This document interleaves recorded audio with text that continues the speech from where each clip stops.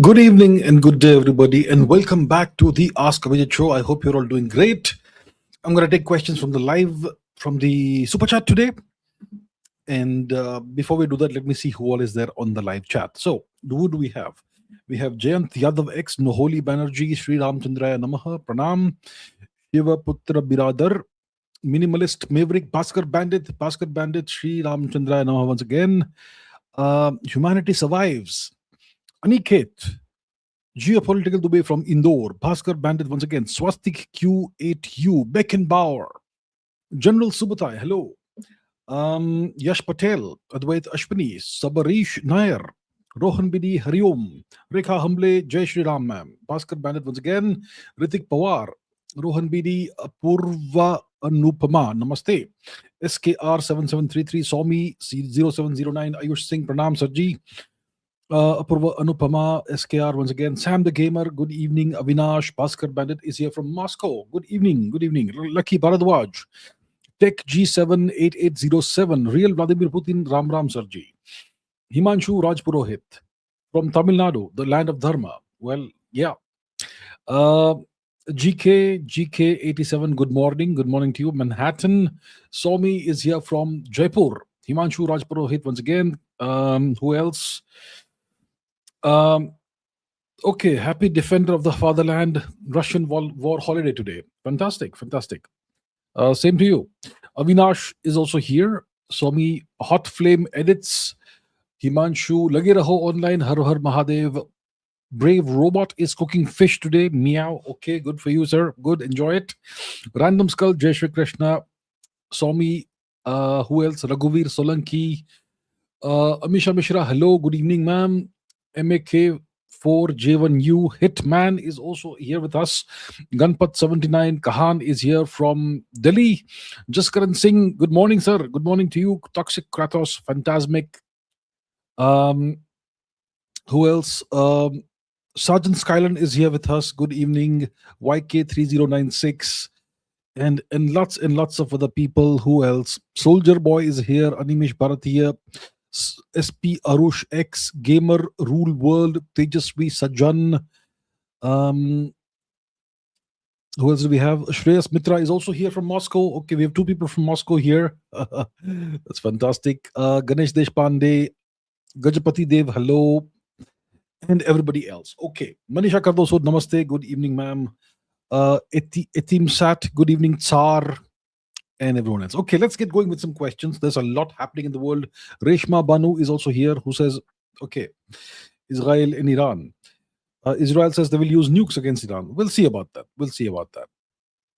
Yeah. Okay, so let's get going with some questions. First of all, Noholi Banerjee has become a new member of this channel. Thank you very much, ma'am. Ma'am, I think it is. Yep. And welcome to the channel's membership. Minimalist Maverick says, Gore command visit. Okay. The US ambassador, Sergio Gore, visited the Western Command of the Indian Army. So the Gore command visit, Iran oil tanker seizure by India. Perplexingly, India seized 3 oil tankers belonging to Iran, apparently. Explain this possibility, hypothetical deal between India and US to invade Iran for pro-India government in Iran to make China and Russia vassal. We currently have a pro-India government, or at least not anti-India government in Iran. The current government in Iran, the regime of the Ayatollahs, it may not be entirely pro-India, but it's definitely not anti-India. They are anti-Pakistan. Okay? So my question is, why would we want to remove that government? Because if the Americans do a regime change and they bring in a pro-US government, it's going to be pro-Pakistan.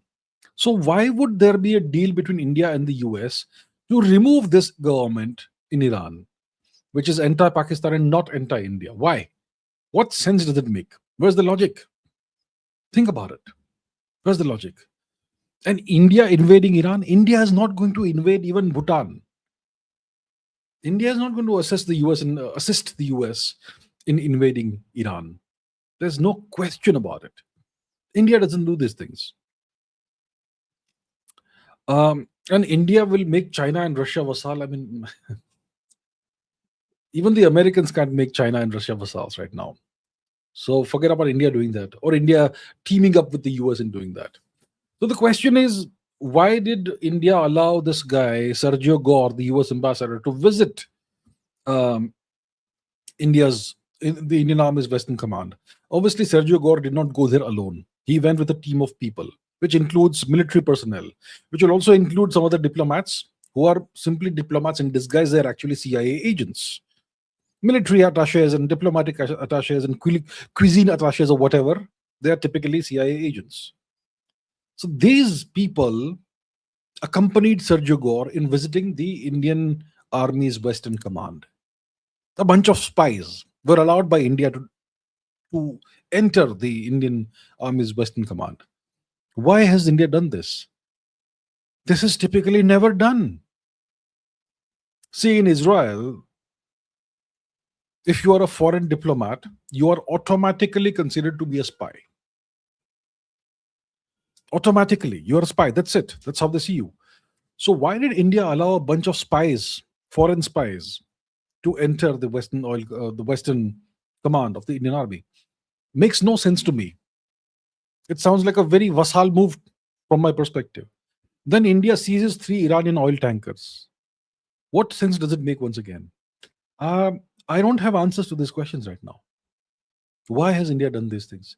Why did we allow a bunch of foreign spies to visit our Western command? Think about it. American spies. You can call them diplomats, but diplomats are spies. Understand that very clearly. Okay? This is the real world of grown-ups we're living in, not the world of 8th standard and 7th standard. Diplomats are spies. So American spies. Now understand this. America supports Pakistan. America saved Pakistan during Operation Sindoor. America is using various proxies to arm Pakistan, whether it's Saudi Arabia, whether it's whatever. Asim Munir visits Donald Trump very often, right? So the US is a pro-Pakistan nation. The US has a strategy and a policy of containing India.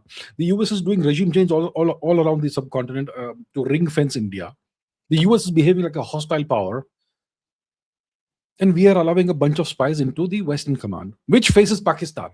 So these spies will observe what our military posture is against Pakistan, a nation they support. What? What is this? It makes no sense whatsoever unless we are an American vassal. I am not still claiming we are an American vassal, but yeah, this is a very strange move. And then seizing Iranian oil tankers. So, very strange what we are doing. Makes no sense from a sovereignty perspective, from a national interest perspective. What is the Modi government doing? I wonder. Bhaskar Bandit says, Privyat, hope you're doing well. Great. Okay. Yes, of course. I'm doing great. How are you doing? We know the US allegedly gives protection money to Afghanistan to allegedly keep China and some others out. But why not lift and ease up the sanctions on Afghanistan? Well, if you ease the sanctions on Afghanistan, then you don't have leverage left on Afghanistan. Those sanctions are leverage. You want Afghanistan to behave, then you use 2 strategies simultaneously, the carrot and the stick. What is the carrot? It is this money, this weekly stipend in cash that the Americans pay to the Taliban. Allegedly anything between 30 to 50 to $100 million a week in cash. So that is the carrot. But there has to be a stick as well. The stick is the sanctions and whatnot. And it's not just the US that has imposed sanctions on the Taliban, on Afghanistan. It's a bunch of US vassals, European countries, etc., who have also imposed sanctions on Afghanistan. So that's what you do. You use a dual strategy, parallel strategies, the carrot and the stick together to get the nation to behave. That's how you do it. Why ease up the sanctions? Why? Okay. Bhaskar Bandit says, you mentioned some weeks ago that you might consider bringing geostrategy episodes back. Should we expect them soon? I still haven't decided. Let's see. Yeah, I'll let you guys know soon. Bhaskar Bandit says, as an NRI, anti-India stance online seems to be at an all-time high today. Started around Sleepy Joe's time. We discussed that having thick skin is important, but can a common Indian counter this? Like on Instagram, there is too much negativity now. A common Indian can do what a common Indian does, post on social media if you feel like. Beyond that, what can a common person do? A common person is one individual. What you can do is you post on social media pro India posts. That's the best you can do. Or you can get your friends together and you all build up a strategy of what you're going to do on social media. You know, three people can be assigned the task of posting, let's say, 10 times a day on Twitter. Three people will do it on Instagram, three will do on Facebook, or whatever. That's something you can do as individuals. But beyond that, what can Indians do? Ordinary people. So yeah, this anti-India propaganda is definitely reaching all-time highs. No question about that. Online, right? All kinds of negative posting about India, and so on. And it all began during Sleepy Joe's time. It actually began around 2022. It began after India refused to participate in the American sanctions against Russia, after Russia began its special military operation in Ukraine. That's when this entire uh, barrage of anti-India posts began on social media. It was not just social media posts; it's also think tank articles, news news reports and news articles in the Western media, on Western television, and so on. Podcasts, all that. It's a concerted campaign. So that's what Indians can do as individuals. Okay. Bhaskar Bandit again says, how did Russia acquire fifth generation engine? If the US developed their own by spending billions plus research, and China allegedly stole the American blueprints? YouTube denied my super chat about this question earlier. Okay, really? See, China hasn't stolen any American blueprints of jet engines.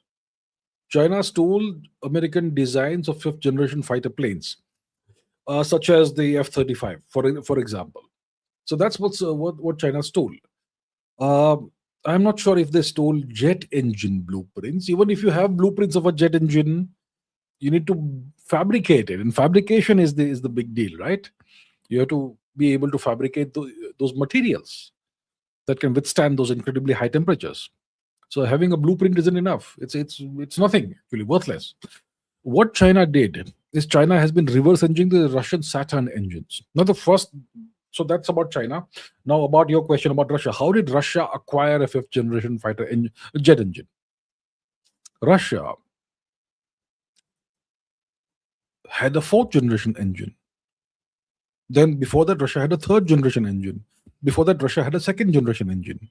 Before that, Russia had a first generation engine. Russia has been designing and developing its own engines. It has never acquired technology from somewhere else. Russia's fifth generation Saturn engine, Saturn 41 or whatever it is, it's a completely Russian design. They haven't acquired this technology from somebody else.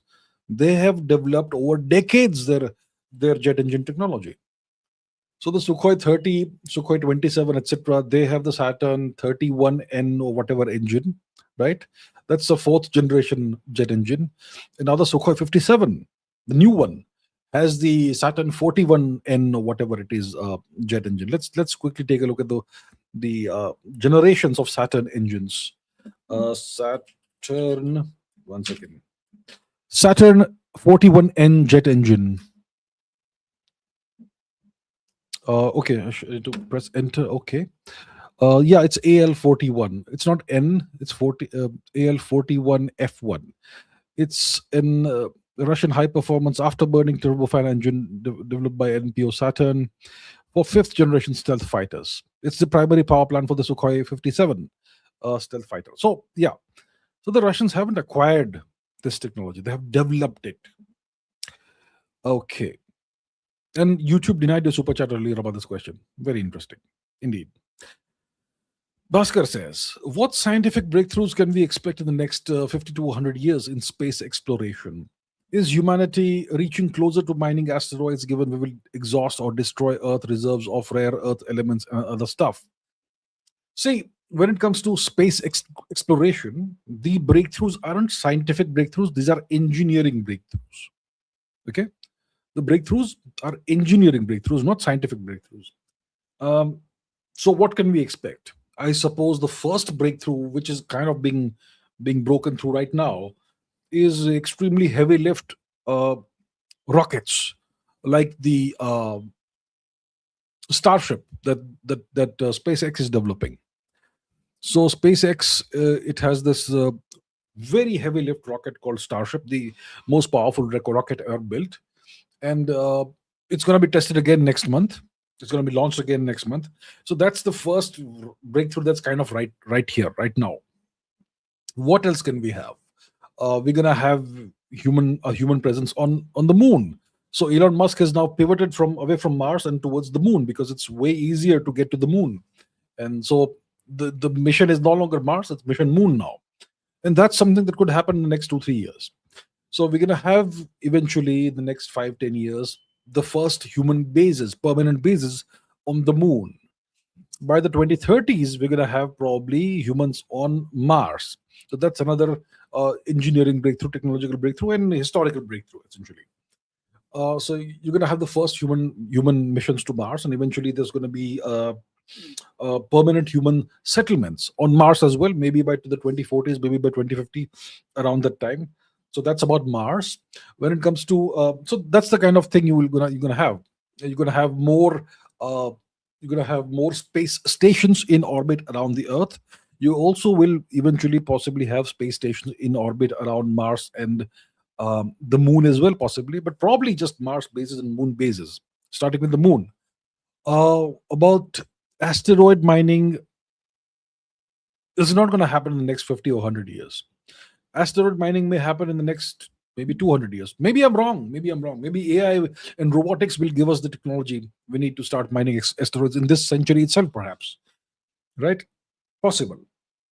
But I would say still improbable because asteroids are really, really far away. They are in the asteroid belt. So there are multiple asteroid belts, but the closest one is the asteroid belt that's in orbit between the orbits of Mars and Jupiter. So that's where you have this big field of debris, which is asteroids. And it looks, when we discuss this, it sounds like the asteroids are all grouped together, very closely packed together, but actually they are millions of kilometers apart. Any two given asteroids are millions of kilometers apart. The Earth Moon distances of what's the Earth Moon distance? Let's find out. Okay, let's see. What's the Earth Moon distance? See, it's not even 1,000,000 kilometers. It's like 0.4 million kilometers. And asteroids are typically millions of kilometers apart from each other. And they are really, really far away. So locating asteroids, detecting what, minerals and other elements they contain, then reaching the asteroid, then actually starting a drilling and mining operation, then bringing the stuff back to Earth, it's going to be really difficult. Of course, it doesn't break the laws of physics. It's definitely 100% possible, but it's going to be a real breakthrough whenever it happens.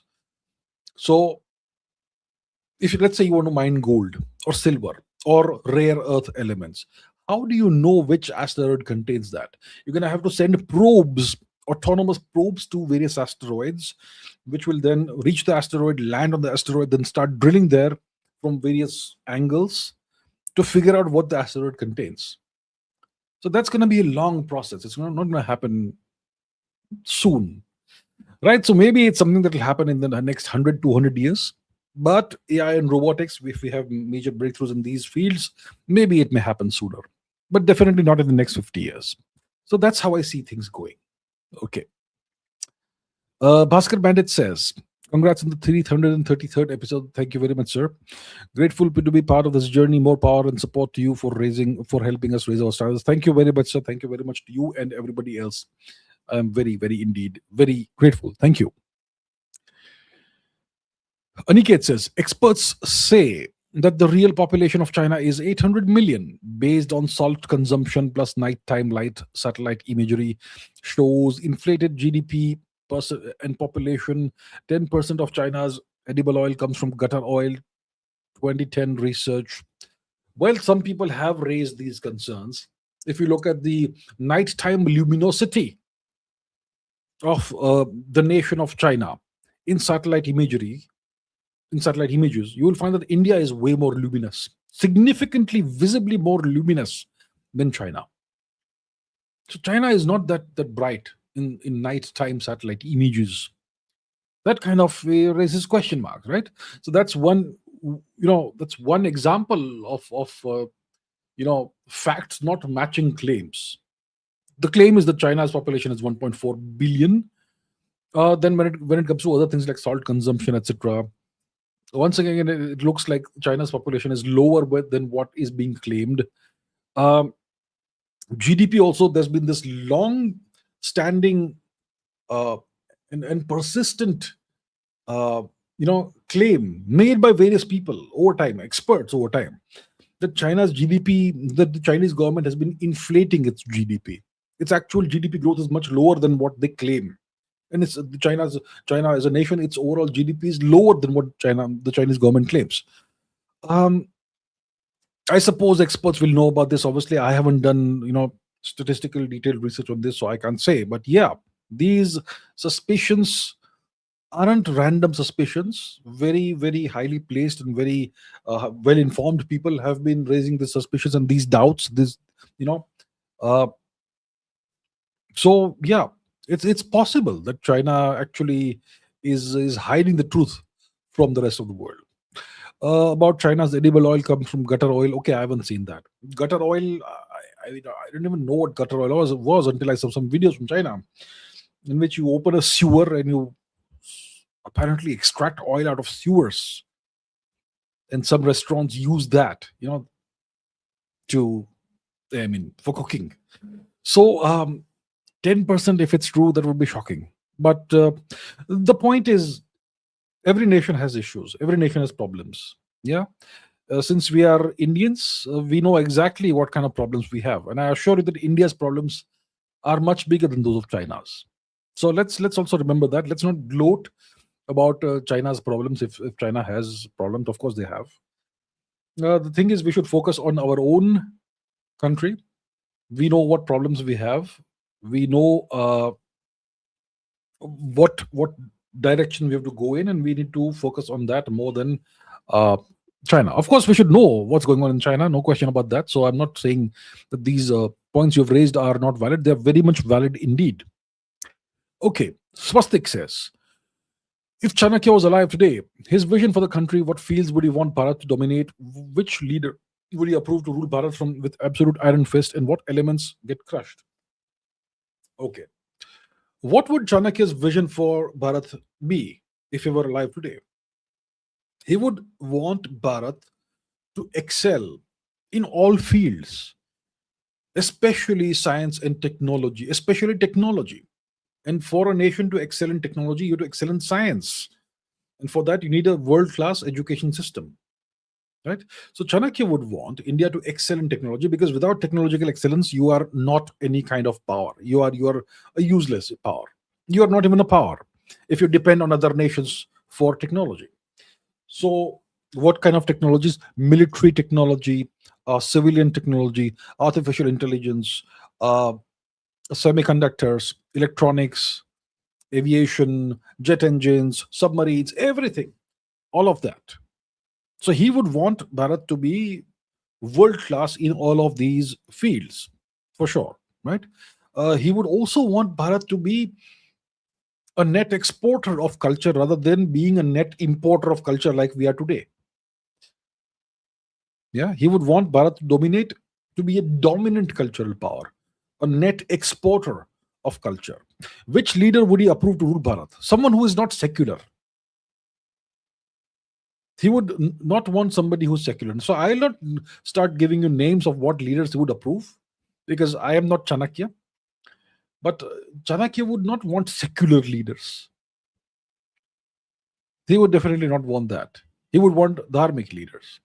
What elements get crushed? Well, any anti-national or anti-civilizational elements will get crushed thoroughly by him with an iron fist, or by whoever he mentors and appoints as the emperor. Obviously, if he were to be alive today, he would not approve of this so-called democratic system that we have and this so-called constitution that we have. He would not approve of that. He would want there to be an emperor to rule Bharat. That's what Chanakya would want. You think Chanakya will be pleased with this so-called democracy that we have today? He would be disgusted with it. Okay? This democracy with the upper house of parliament, lower house of parliament, and a prime minister, and a constitution that is not even ratified by the people of India. Do you think he will approve of it? He'll be disgusted by it. So understand, Chanakya had standards. We no longer are at those standards. He would be disgusted with us today. I mean, is this Bharatvarsh today in the 21st century? He would be disgusted. That's the truth. Beckenbauer says, big fan of your channel. Thank you, sir. Have you heard about the Kodugallur massacre of Jews by Zamorin kings of Kerala? Heard the story from my grandpa. Kodugallur massacre of Jews. There's been no massacre of Jews in India ever. By the Samudri kings of Kerala. The Zamorins, this word Zamorin is a Portuguese word. The Portuguese obviously could not speak Indian languages, so they turned Samudri into Zamorin. The kings were called Samudri kings. They used to be seafaring kings. Samudra, right? Obviously. So the kings of Kerala, like the king of Calicut, Kozhikode, was called the Samudri. In the Portuguese, called them Zamorins. So essentially the kings of Kerala. So are you saying that there's been a massacre of Jews by the Hindu kings of Kerala? I have never heard of this. Never ever heard of this. I don't think it can be true. I don't think there's ever be any kind of massacre of Jews in India. I mean, what? Let's see this. Kodugallur. What is Kodugallur? Kodugallur. Kodungallur. Okay. Massacre of Jews by Zamorin kings of Kerala.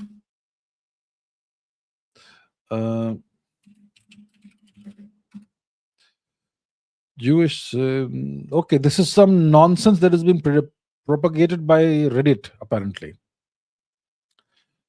Muslim forces, etc. Safe haven, Jewish chronicle, massacre of Jews. Okay, I don't know. This is some newfangled new history, it looks like. I don't know who has invented this new story. I've never heard of this. I've never heard of this. Yeah, this is new. Okay, now we are inventing stories of Indians massacring Jews. That's interesting. I don't know. I've never heard of it. This is not real history. The way, I mean, from whatever I know. Okay. Sabarish Nair says, after following your insights for a long time now, Raj Shamani's podcast with Macron felt more like diplomatic niceties than a realistic talk, where France is already America's vassal and we are on the verge of becoming a vassal. So I don't watch podcasts, first of all. I don't have the time for that. I haven't watched this podcast with Monsieur Macron. So I'm not aware of what was discussed, what was not discussed.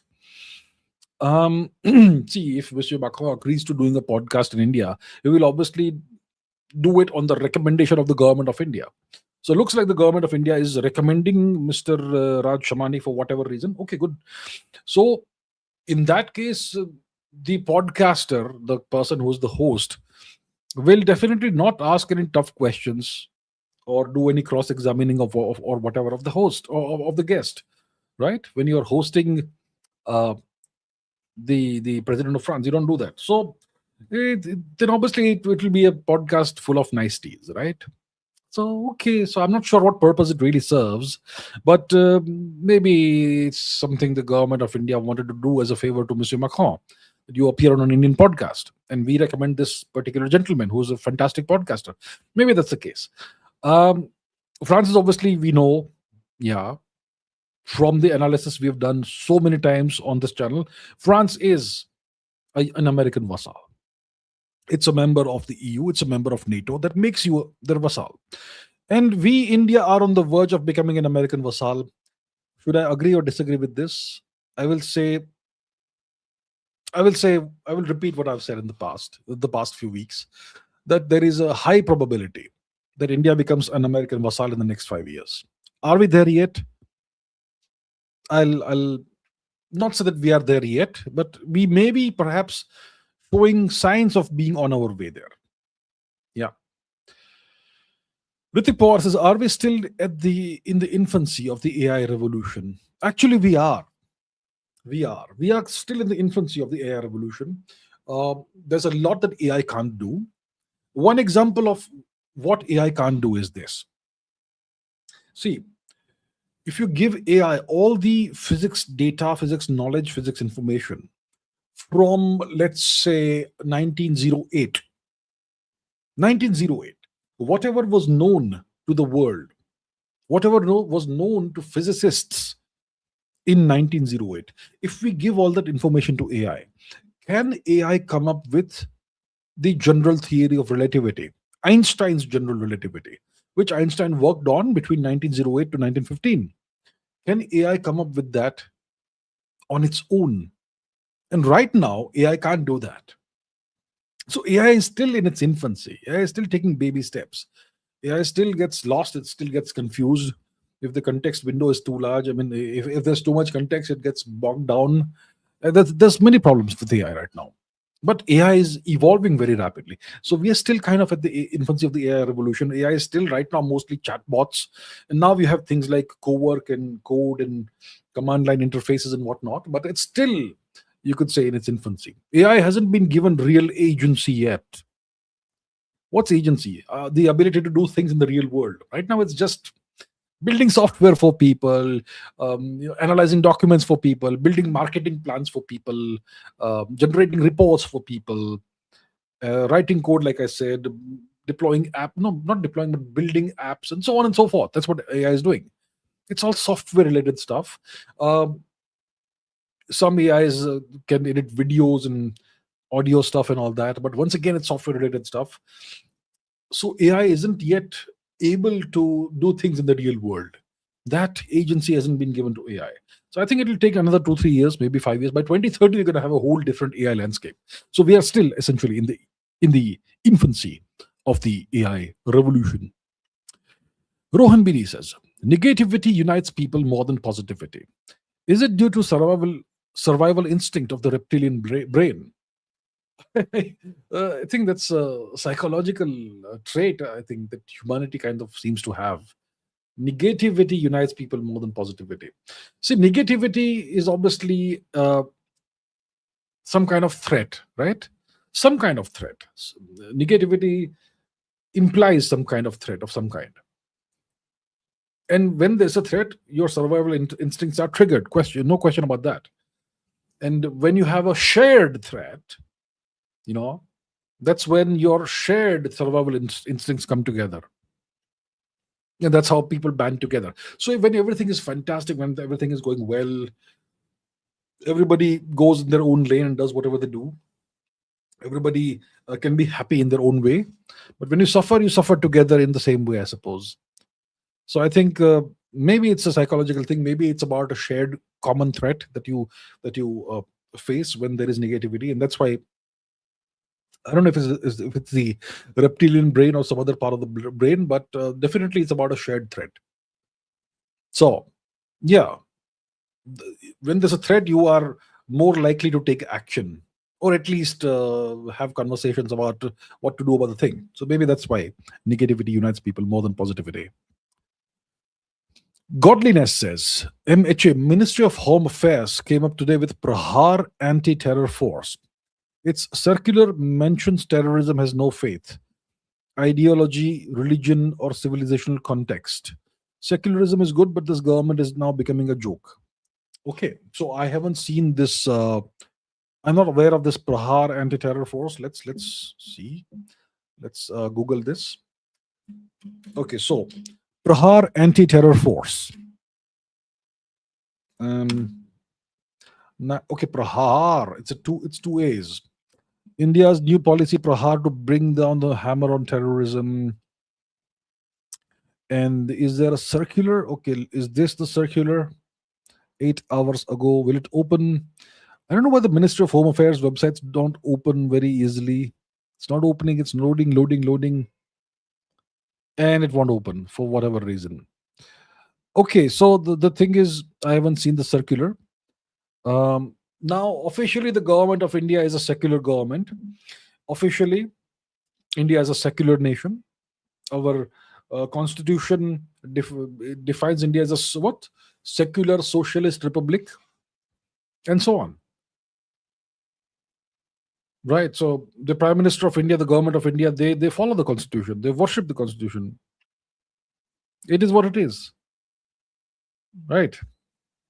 It's the nature of India today. India is a secular nation, and we have to be secular. So if that displeases you, maybe you should we should those who are displeased with this, they should perhaps do something about this. Is the government of India becoming a joke? Well, I shall not comment about that. Secularism is good.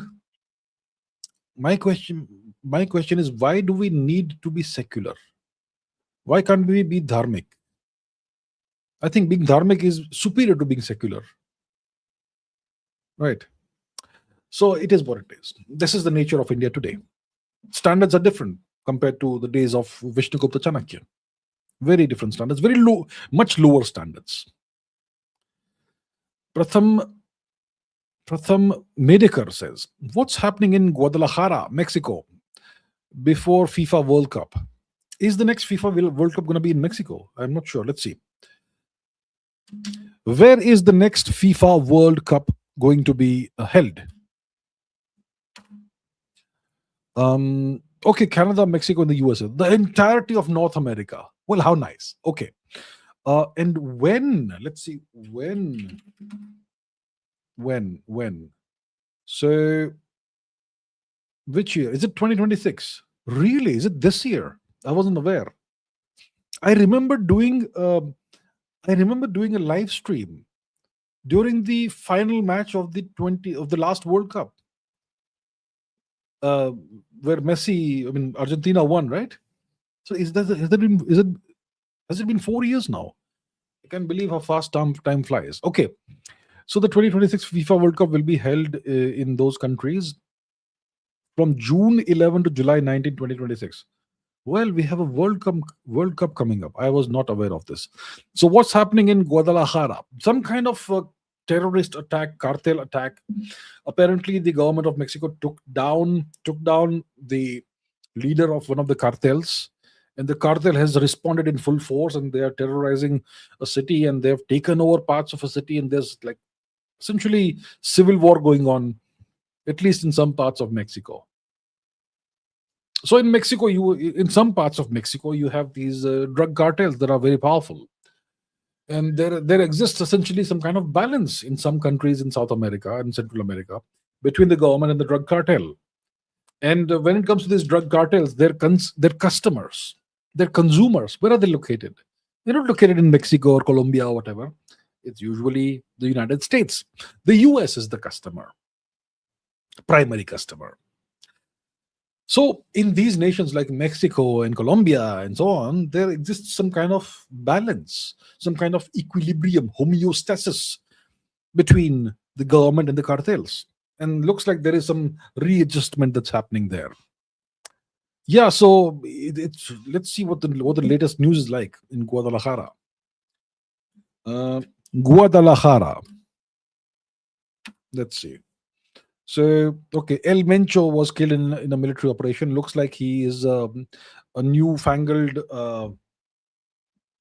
what's his name? Who was the great, famous Colombian drug dealer? I forget his name. Anyway, Mexico cartel violence and so on. So yeah, this violence happening between the cartel and the government. That's what's happening. I was talking about Pablo Escobar. Yeah, Pablo Escobar. Okay. Ganapati says, conspiracy theory for the day. Our ancestors used the word mlecha to refer to Moloch worshippers. Insane censorship is happening. Okay. Look, this god called Moloch, this god is referred to in the Hebrew Bible, and he is referred to as a god that is an evil god or something.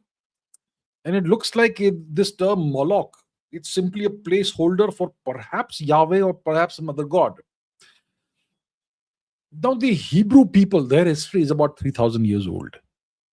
Okay? 3,000 years old.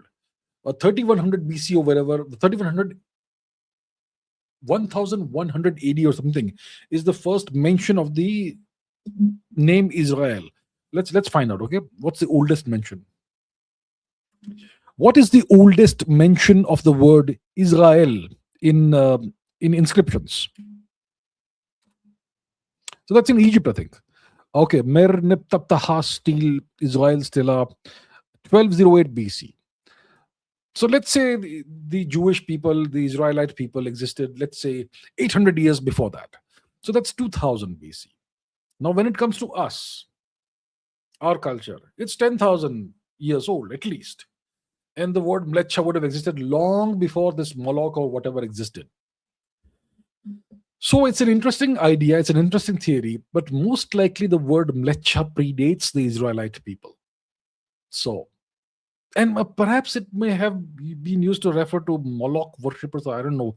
I'm not sure if Indians back in the day, 1000 BC or whatever, would have ever taken note of Moloch worshippers or whatever. We were trading with Egypt. We were trading with Greece, I suppose, to some extent, with Mesopotamia, with Babylon, and so on, with Assyria, with the Sumerians, and so on. Not with the people in the Levant.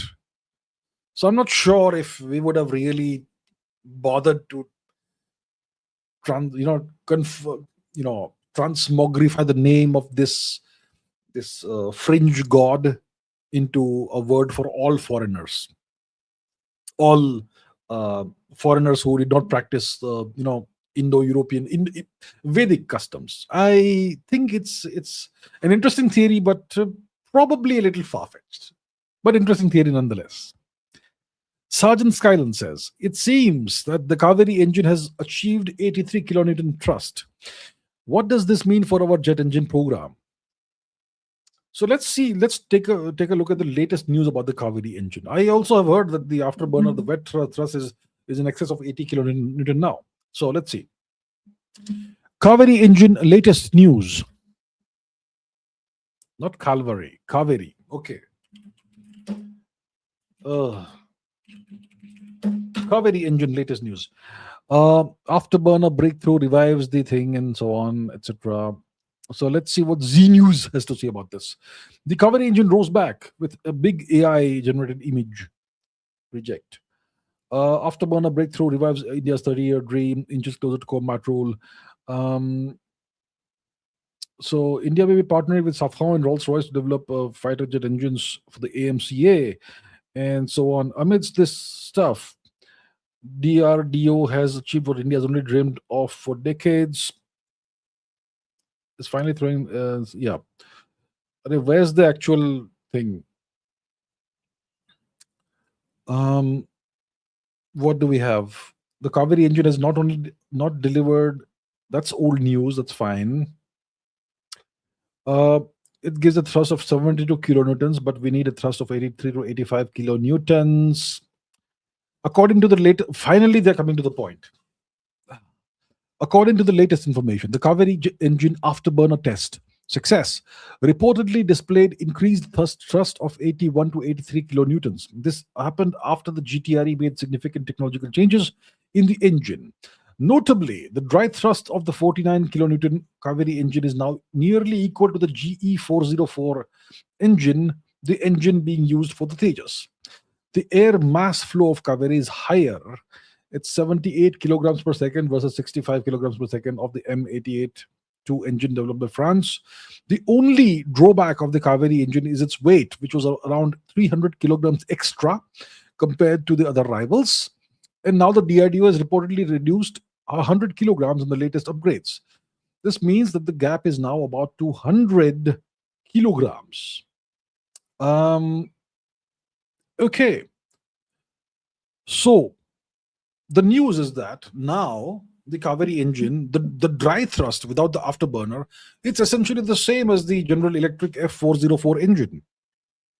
And now with the afterburner, the new developments in the afterburner technology, the Kaveri jet engine now gives about 81 to 83 kilonewtons of wet thrust, which is essentially very, very, very close to what the American engine does. The American engine goes up to 85.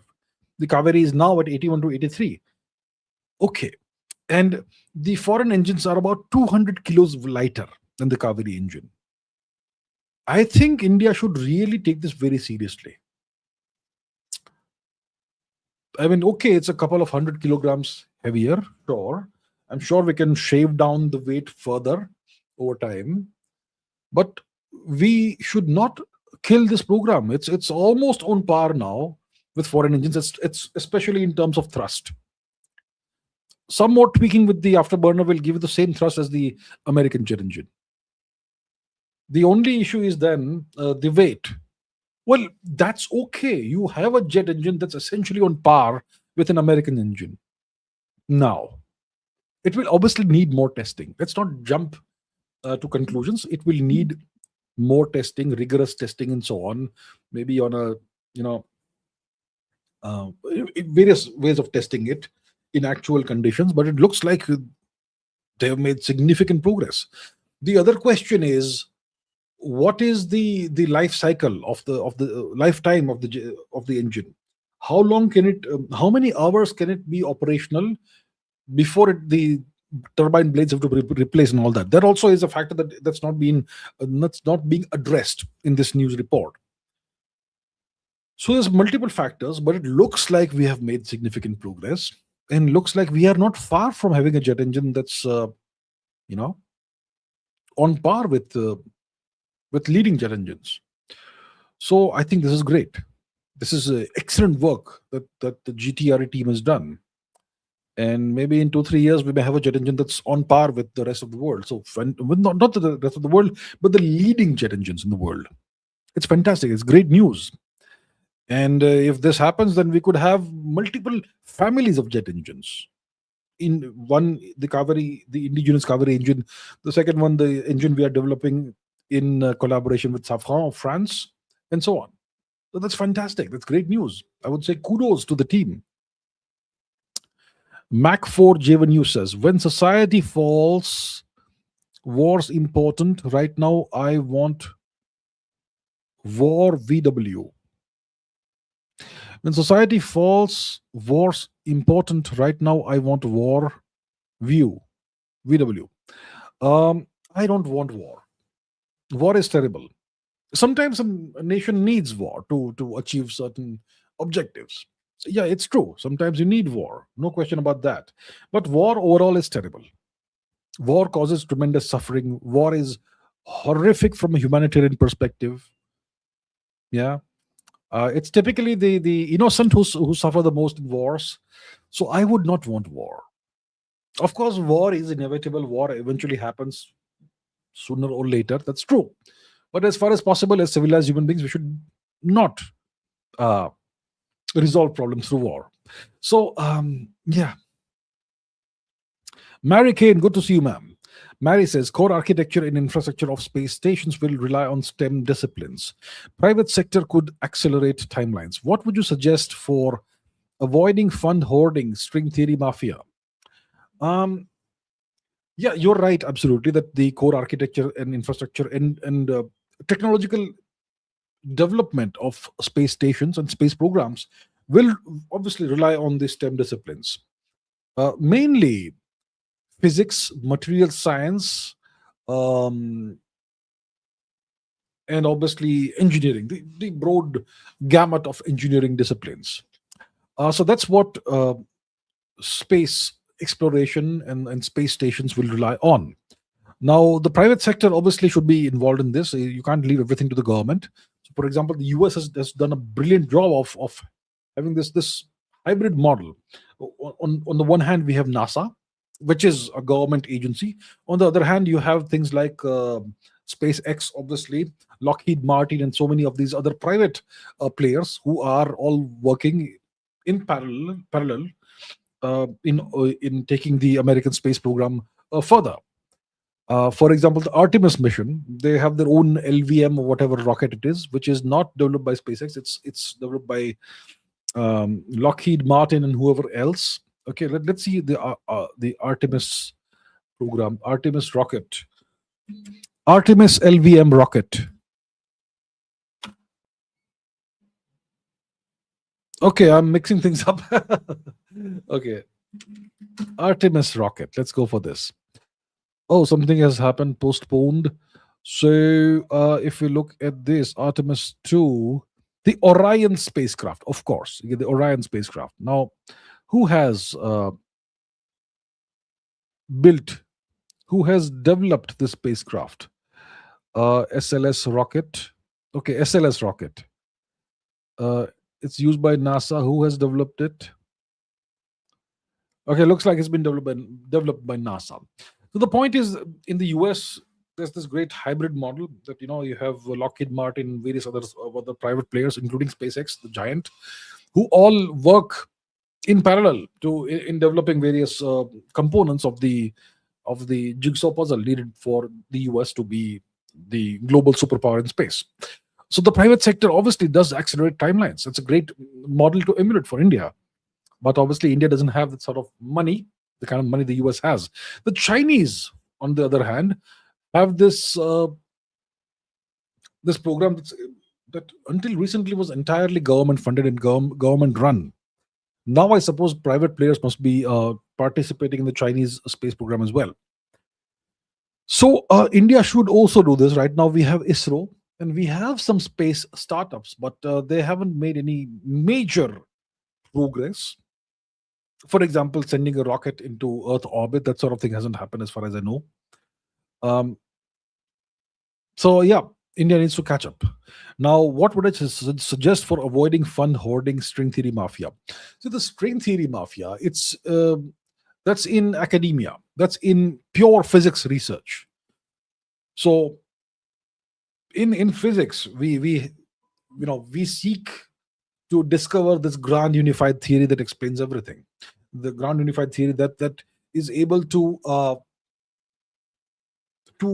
combine or merge general relativity with quantum mechanics and quantum field theory, because the two thus far are incompatible. The two best theories that we have, the greatest theories of all time, one is general relativity, one is quantum field theory, quantum mechanics. These two don't work together.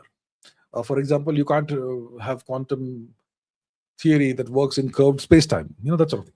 So the grand unified theory is this great dream that physicists have of unifying everything into one consistent theory that explains everything. And one candidate for that is string theory. So that's all theoretical physics. It's not applied physics. It's not engineering. A lot of and when it comes to funding, see, there's funding that's given to pure science, and there's funding that's given to engineering. That's totally different funding. So when it comes to the string theory mafia, they have been able to capture most of the funding that's assigned to physics, pure physics research, theoretical physics research. And that's a problem. But it's not hindering or hampering the space program as such. So fund hoarding doesn't happen when it comes to the space program. I would say, the private sector, as long as the private sector gets more and more involved, it's going to run much leaner than NASA.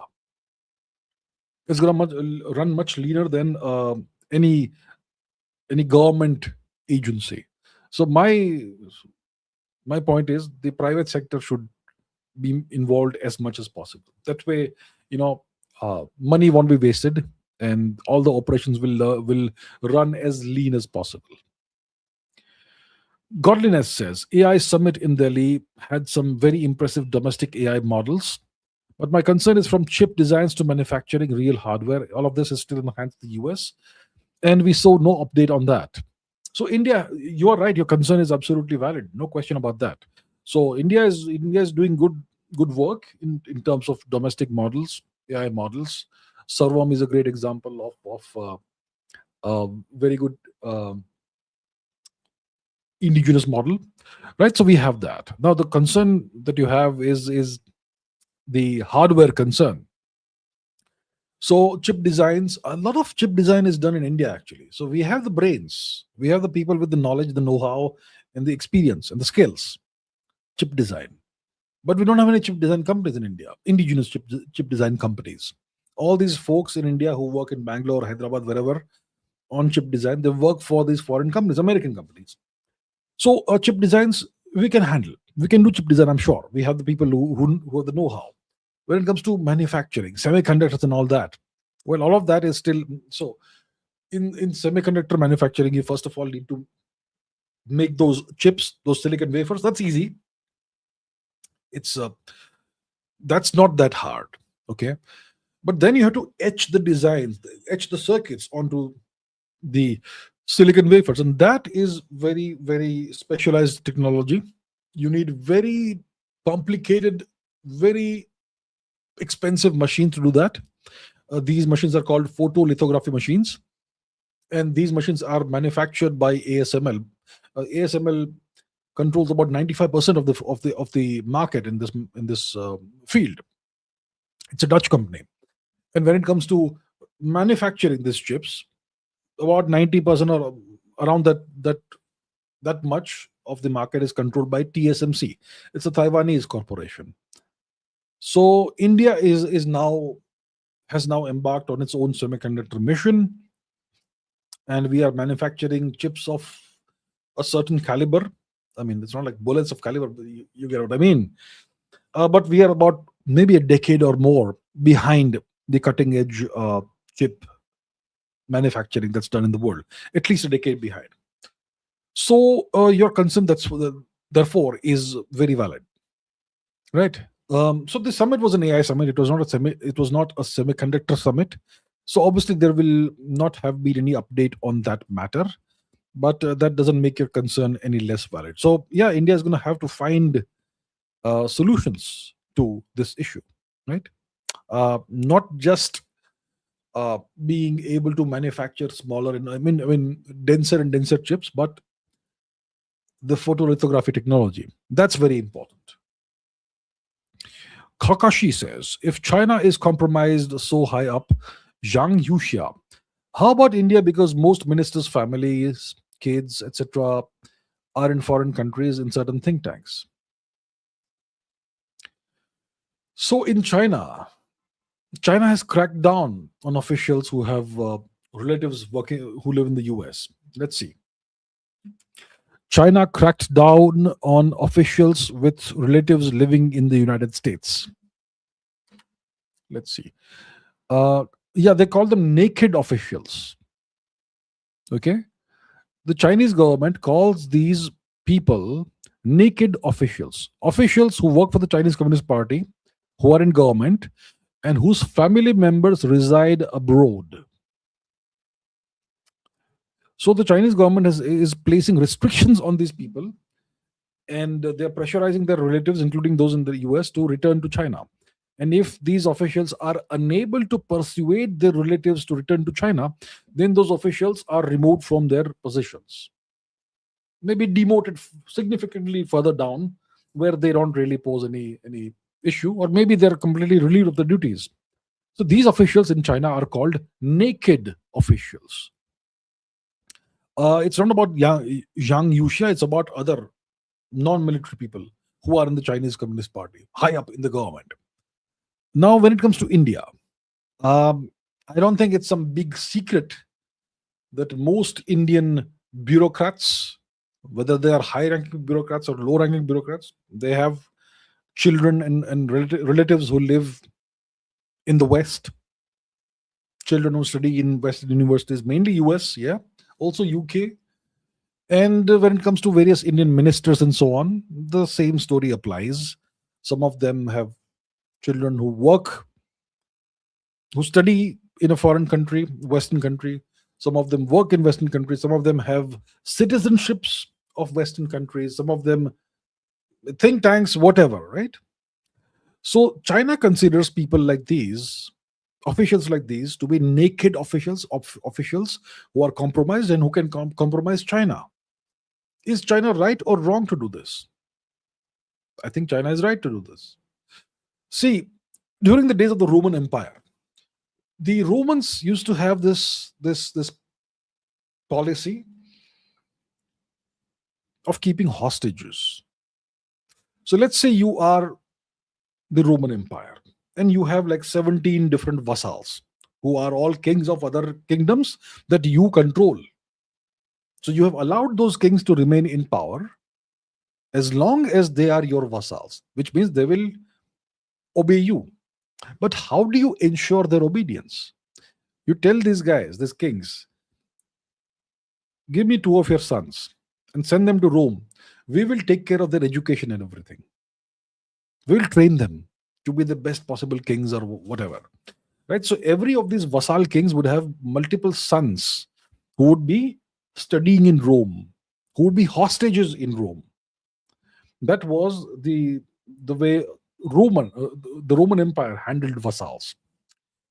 So it's the exact same thing, isn't it? Essentially, it's the exact same thing. It's like having hostages, but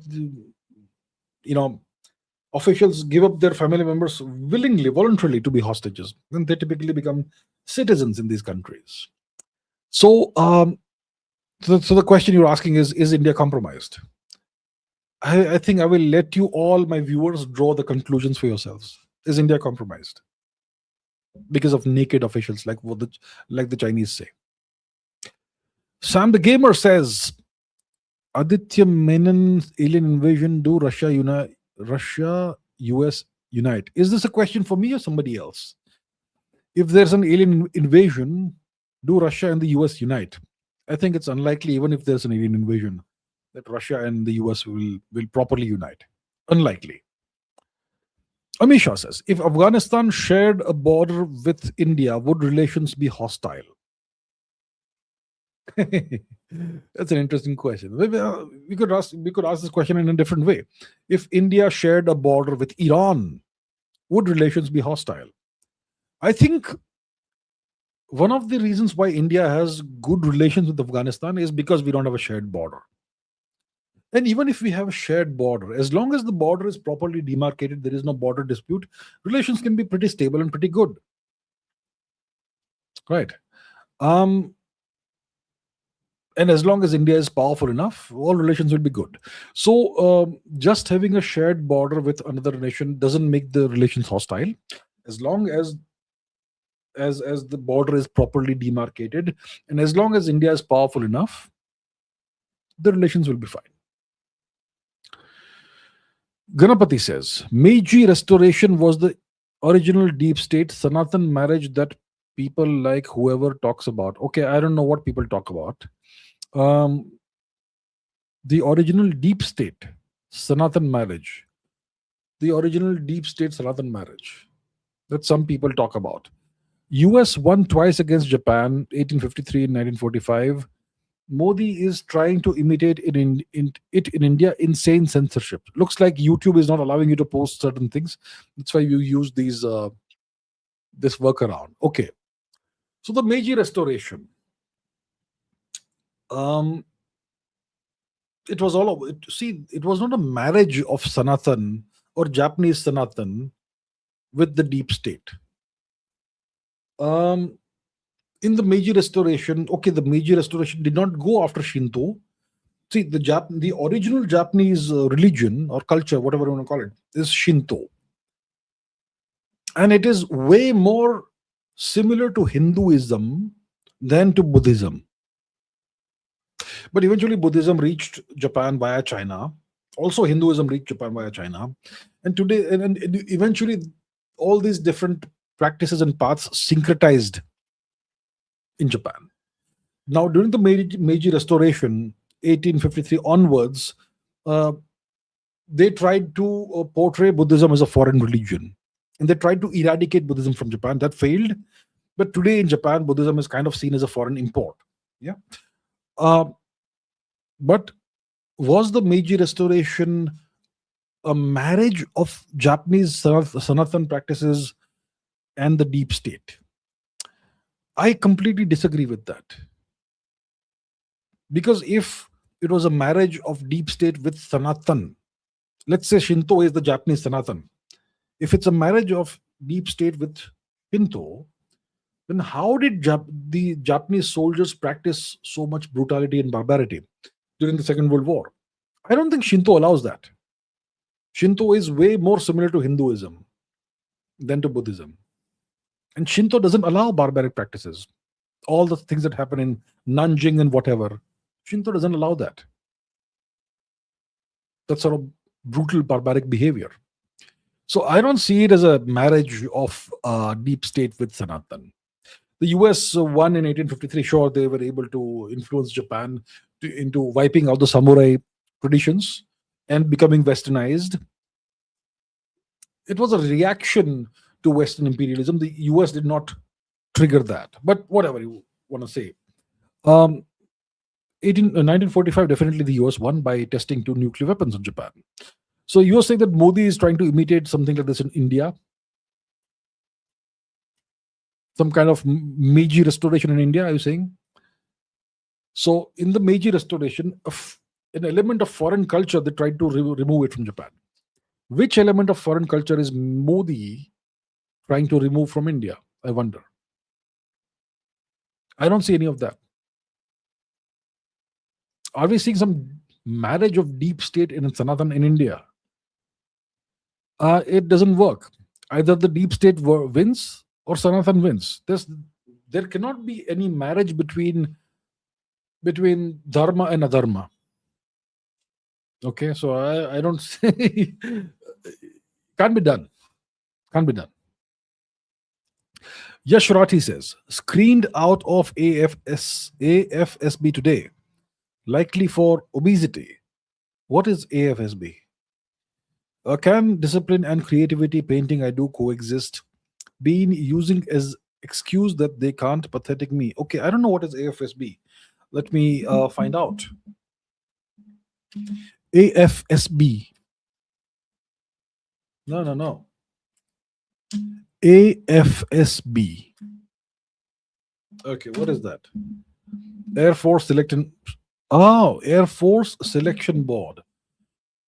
Okay, so you wanted to go for this Air Force thing and you were screened out of it because your weight is, okay, you're obese perhaps. That's why.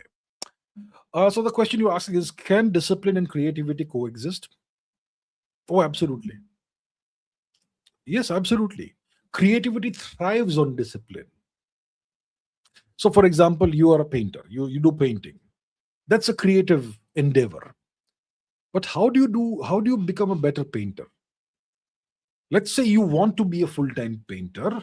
How do you become a better painter? How do you become better? Through discipline. So maybe as a dilettante painter, as a hobbyist painter, you may paint maybe once a week or maybe once a month or whatever. But what if you forced yourself to paint, to create one painting every single day for the next year?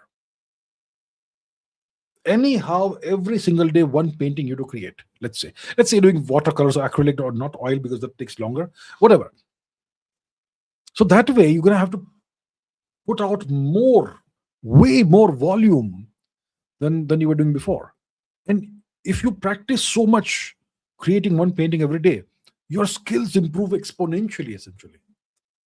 You see, discipline makes creativity better. Creativity thrives on discipline. So discipline and creativity certainly can coexist. Obviously, discipline is not easy. It's easy to speak about these things.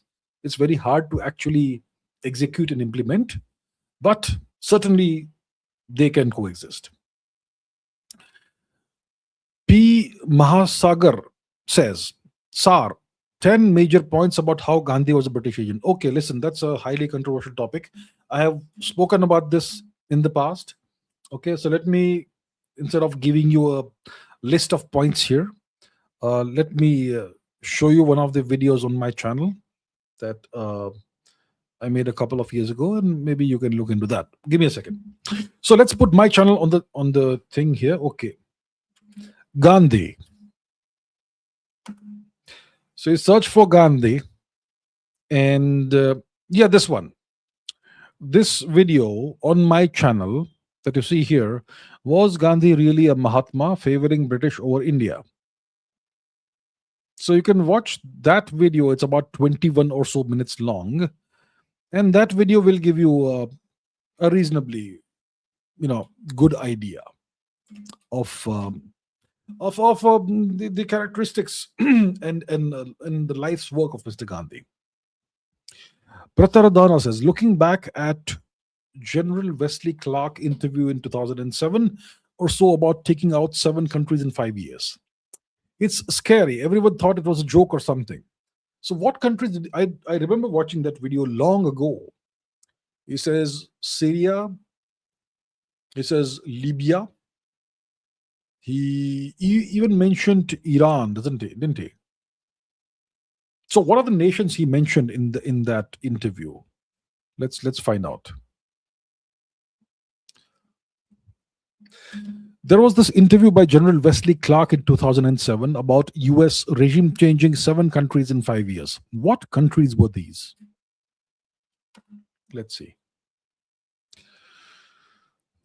Okay, Iraq, done. Syria, done. Lebanon, work in progress. Libya, done. Somalia, well, I suppose work in progress. Sudan, work in progress. Iran, right? Right. So, yes, it was definitely not a joke. It was very serious. No question about that. It was very serious. Okay.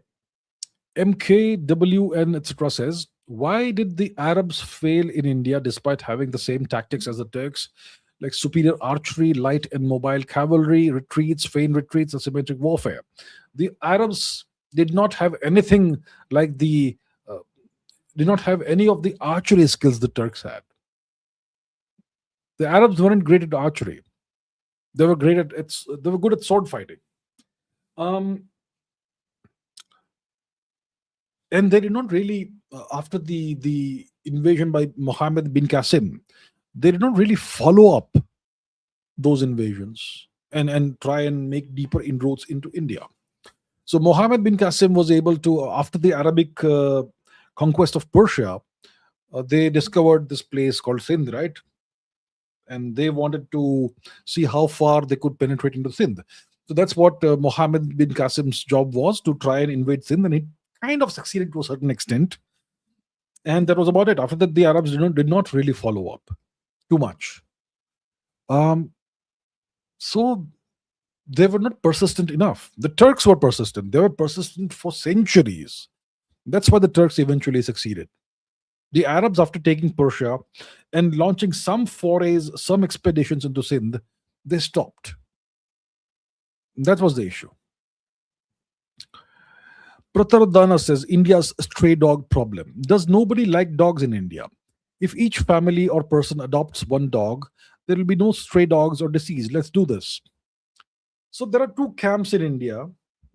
The more vocal camp is the one that hates dogs. They want all dogs to be massacred and genocided.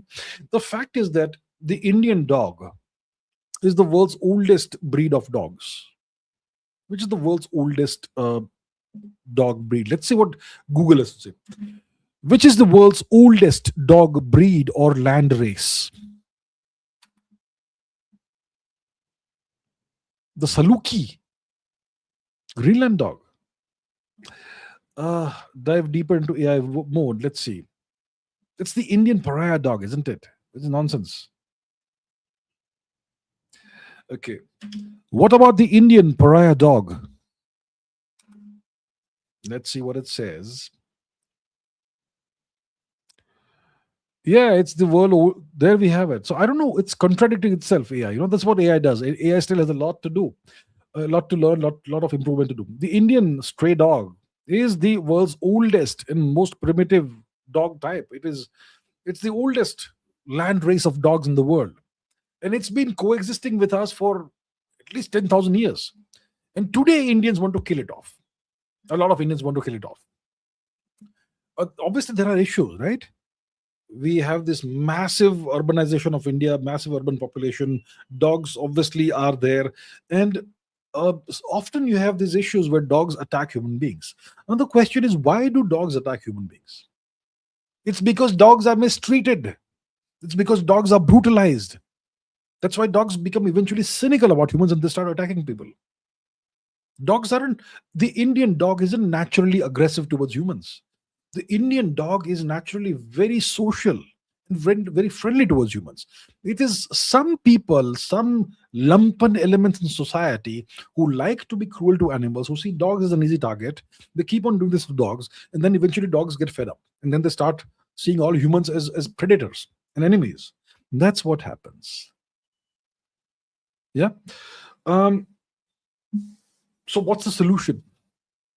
The solution is to Well, the solution isn't easy. The good thing about the dogs have going in their favor is that the government of India is very inefficient. Otherwise, they would have genocided dogs long ago. Recently, they were even going after pigeons. Pigeons are actually victims. You know that? Pigeons they used to work for humans. They used to be domestic birds. Humans used pigeons. Pigeons originally were wild birds.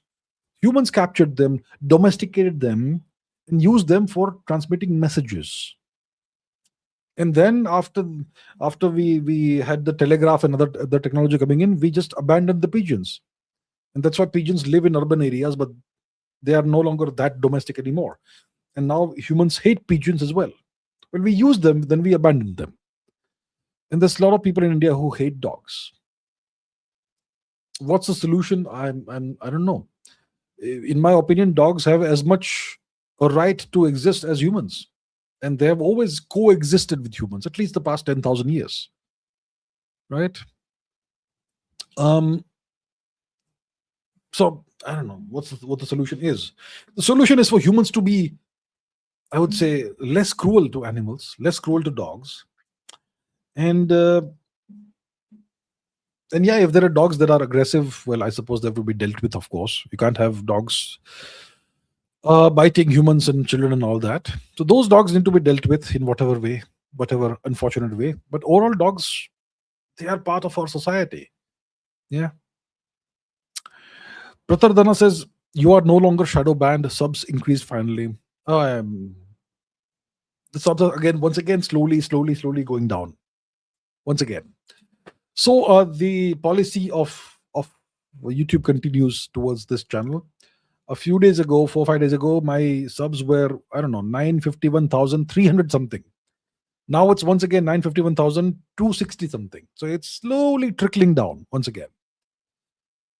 And so, I mean, look, it's not my platform. It's a foreign platform. They can do whatever they want. And that's what they're doing to this channel.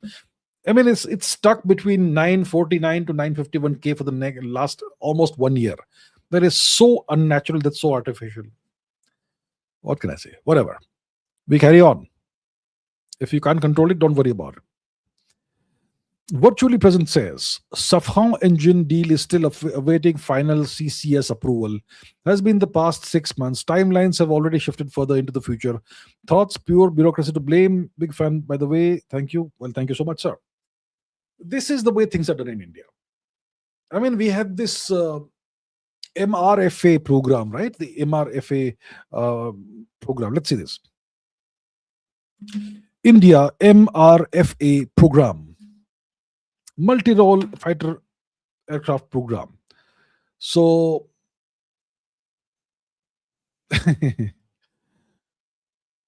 let's ask a different question. Okay.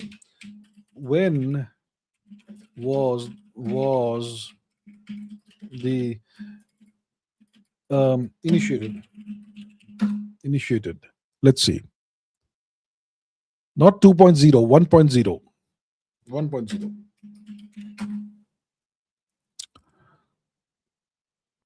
That's not 2019, man. It was about 20-30 years ago.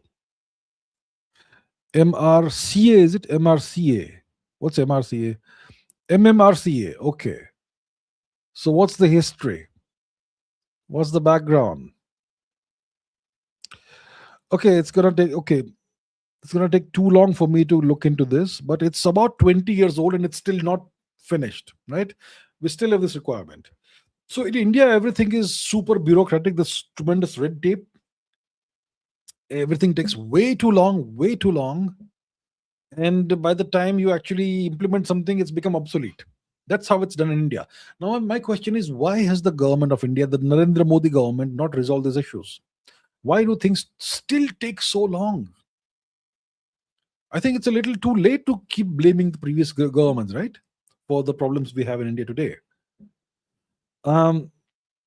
So if we have decided to go ahead with the Safran engine, please sign the deal and let's get going, right? Let's start doing the engineering work. Let's see what's the status. What is the status of the India Safran engine deal? Has the contract been signed? Let's see. They have finalized the landmark agreement, etc., etc. The deal is in its final stages, moving towards cabinet committee on security status clearance. I don't know what sort of system India has and why it is like this. Extremely frustrating and extremely inefficient. And why has the government not been able to solve these things after all these years? Why do things take so long? Is this how you become a superpower and Vishwaguru? No, this is how you become a vassal. DSOTM says, Dark Side of the Moon says, undergraduate computer science student paper got accepted at IEEE.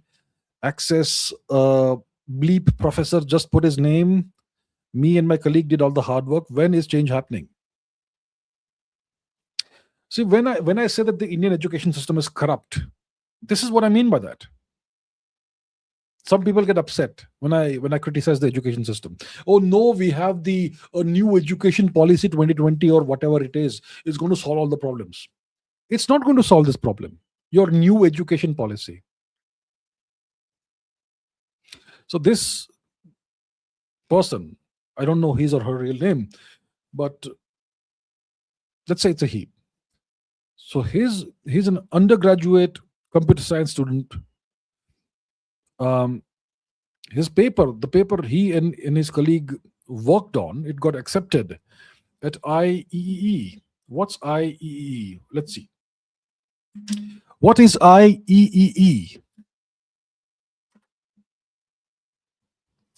Institute of Electrical and Electronics Engineers.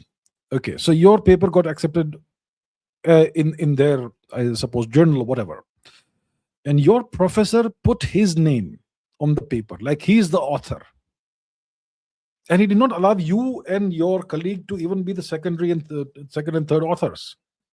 So this is what happens in India. And if a student dares to speak up against the professor, they'll be failed. They will not get their degree. That's why students keep quiet no matter what happens. This is the rot, the garbage, the corruption in the Indian education system. And that's what I have been speaking about for years now, that this needs to be reformed. Has anything been reformed? Anything at all? What is the government of India doing? It has had enough time to at least get rid of some of this corruption. Nothing. So when is the change happening? I would say the change is not happening. The government doesn't want to change any of this. That's where we are. Okay, Pratardana says, my theory, it seems the overlord allows India to make technologies, but at a condition that India won't dare compete with them and use theirs instead. So, see, India has always loved, doing the technology demonstrations.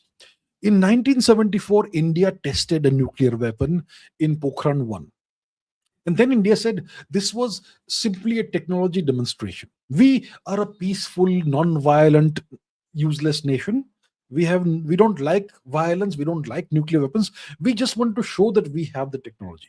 Now we will take this nuclear weapons technology, we'll put it on the shelf over here, and we'll sleep about it. So from 1974 to 1998, India took that technology it had developed and just put it on the shelf in cold storage. That's what India did. So right now we are developing some AI technologies, some AI models or whatever. Private companies are doing that. I wonder what problems these private companies are facing actually in doing all of this, but some of them are succeeding. So overall, what happens in India is that, when there is an overlord, a Kaiser, Caesar somewhere, okay, then they are okay as long as India develops some technologies and uses them as technology demonstrators, but doesn't commercialize the technology, full-fledged commercialization. So there are so many pieces of news that come out that India has developed some anti-malarial thing or some anti-tuberculosis thing, but does it ever get commercialized? No, nothing. We just talk. We have our scientists do the work, our engineers do the work, and then it never gets commercialized. Maybe the technology that gets somehow transferred somewhere else. by maybe hypothetically some bureaucrat or whatever. Who knows? Who knows? So the overlord wants India to will tolerate India developing technologies and then perhaps transferring these technologies to them, or maybe not commercializing them. So essentially, India should not compete. You do your technological demonstrations, you do your homework and schoolwork and all, but don't compete with us. And at the end of the day, when it comes to widespread adoption, use American technologies. That's what's happening in India. In the AI summit, that's what the Americans told us, that we want you to use our AI stack, use our AI products. We see you as customers and customers only. Don't try to become competitors. Remain customers. Remain a nice, good boy. And India seems to be going along that path right now. Sam the Gamer says, can SAM's surface to air missiles like NASAM's S-400 compensate for low fighter squadron strength? Is China's hostility to neighbors beneficial or a blunder? Science episode next. Can surface to air missiles compensate for low fighter squadron strength? Well, when it comes to it can. It can. So, what do you use fighter planes for? See, India only has fighter jets, right? India doesn't have long range strategic bombers or any of those things. India has historically operated, for example, on aircraft carriers, Sea Harriers, the MiG 29s, the fighter planes, fighter interceptors or whatever. Then Sukhoi 30 MKI fighter planes. These are heavy fighter planes, but still fighter planes. We have the Jaguar, we have the Mirage 2000. We had the MiG 21 fighter interceptor. We have the Tejas, similar role. So, what is the role of these aircraft? Mainly taking out the enemy's aircraft, and secondly, doing some light bombing. Light bombing. So you send a sortie of, let's say, 5 fighter planes, and they will take out the enemy's fighter planes, and then you can do some light bombing and that sort of thing. Maybe take out a few radars, maybe hit a few installations, do some cratering of some runways and so on. Light bombing. The heavy bombing, hardcore bombing is done by strategic bombers that India doesn't have. So if you don't have sufficient fighter planes, you certainly can use missiles to do exactly the same thing. So missiles can certainly compensate for low fighter squadron strength, and not just surface to air missiles, but other missiles too. So SAMs can essentially take out the enemy's fighter planes, like the Akash missile and so on. They can take out enemy fighter planes. And then you can use cruise missiles like the BrahMos and other kinds of missiles, even drones and so on, to do the job of bombing the installations of the enemy, just like you would do with fighter planes. And you do it in a risk-free manner because you're not risking human lives now. So missiles can certainly compensate for low fighter squadron strengths. China's hostility to neighbors beneficial or a blunder? Well, it depends. If China is strong enough, it's definitely beneficial for China. Otherwise, it's a blunder. Science episode, okay, I will consider that. I'll maybe put out a poll. Do people actually want a science episode? There's no point doing it if like 20 people are watching, right? Sanathani Devanshu says, historical origin of Gurjars, who are usually Kshatriyas, and whether similarities with Jats and Rajputs comes with shared ancestry. I'm not sure about the historical origin of the Gurjars.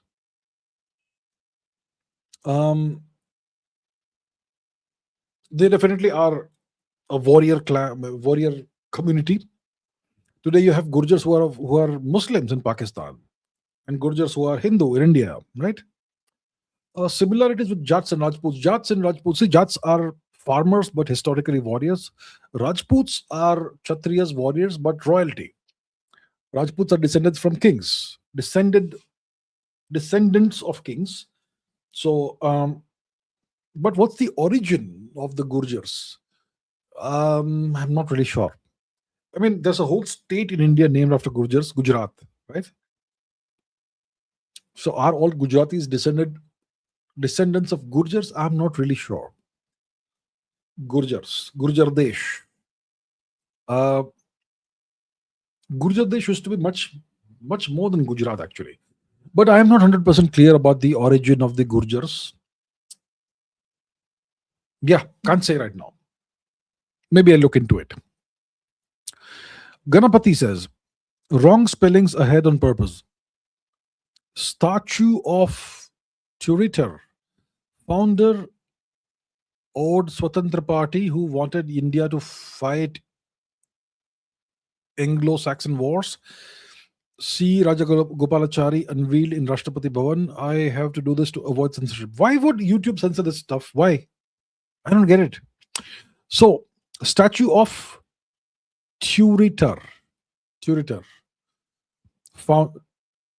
founder of Swatantra Party, who wanted India to fight Anglo-Saxon wars. Let's see what is okay. I don't know the history of this gentleman. Swatantra Party. Swatantra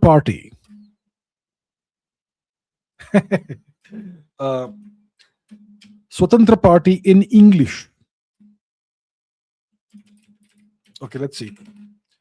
Swatantra Party. And who is the founder? C. Rajagopalachari. Who is this gentleman? He's last Governor General of India. Well, I'm sure he was a Gandhian, yes? Was he Gandhian? Let me search for Gandhi.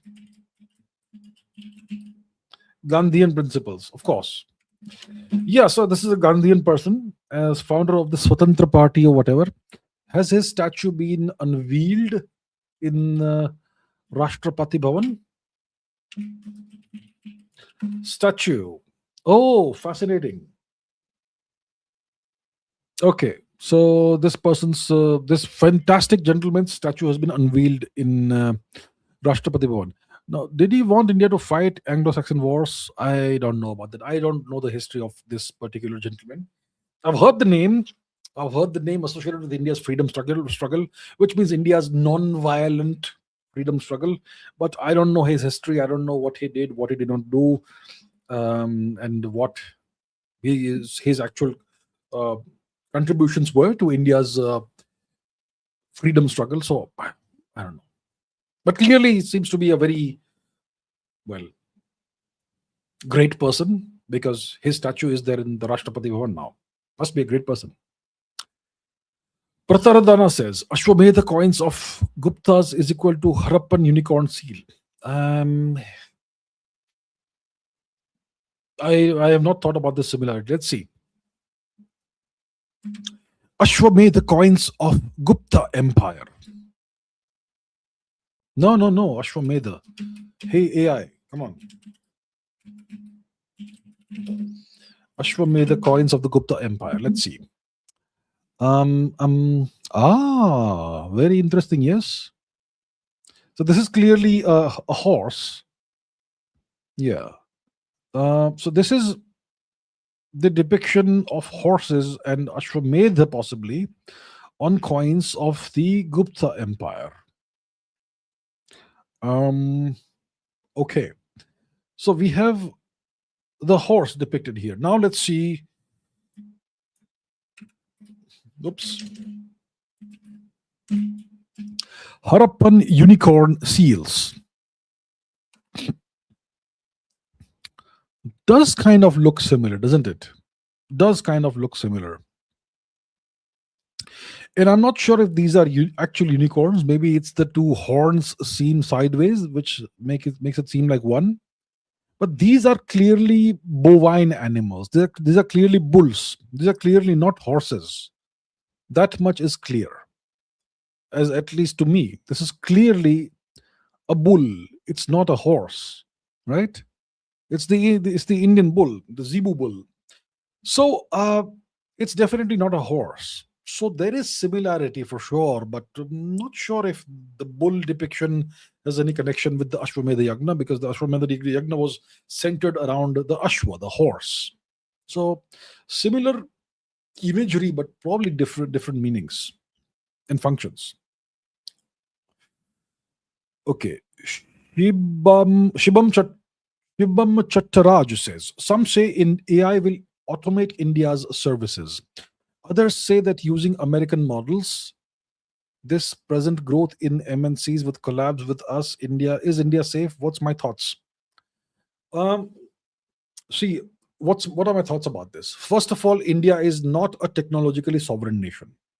India depends on other nations, primarily the West, primarily the US, for technology. India has the benefit of all these free services like Google search, Gmail, and so on. These are American services, but the price we pay is that we give them all our data. So India is a technological vassal of the US. Okay. Now, even the US is not 100% technologically sovereign because of various reasons. That's why I don't use technological sovereignty as one of the parameters in calculating the overall sovereignty of a nation. But it is definitely a huge, huge red flag for India that India is very, very behind in all these technologies. Now, when it comes to services, AI can automate a lot of things, no question. Now, right now, the rate of adoption, the level of adoption of AI in the world is pretty low. Maybe 20-30% of the world's population must be using, let's say, free AI services, like the free tier of ChatGPT, the free tier um, of ChatGPT or whatever else. Maybe a small percentage, maybe 5% must be using paid services, AI services, and maybe less than 1% will be using AI to build something real. So AI adoption is still, the world is still far behind AI adoption, but eventually a lot of services can be automated. Maybe a lot of government services, a lot of government bureaucratic work can be automated. A lot of stuff can be automated. When it comes to India's IT exports, AI can essentially eventually replace that. Eventually, not yet. We're still not there yet, but it will happen. And there are people who are saying it will never happen. They have no idea what's coming. Um, and India is using mostly American models, right? Chat GPT is American, Claude is American, Gemini is American, so on. Most Indians use Chat GPT. So you're using American models, you're giving them your data, you're training them on more of your data. That's the sort of thing. So the question you're asking eventually is India safe? No, India is not safe. India is not safe in this. India needs to have its own frontier models, its own sovereign models. The sovereignty is a word that's thrown around very, very easily these days. In the AI summit, there was all these hoardings with sovereign AI everywhere. But then in front of the hoarding, the Americans are saying use the American AI stack, and that's what India is essentially doing right now. So sovereignty also has become kind of a slogan these days in India. Everything is a slogan. India is not safe. India is definitely not safe in this. Ganapati says, why do so many Indian nationalists seem to simp for Israel? Israel and Pakistan are more closely allied than people think. Full support SAR is embarrassing.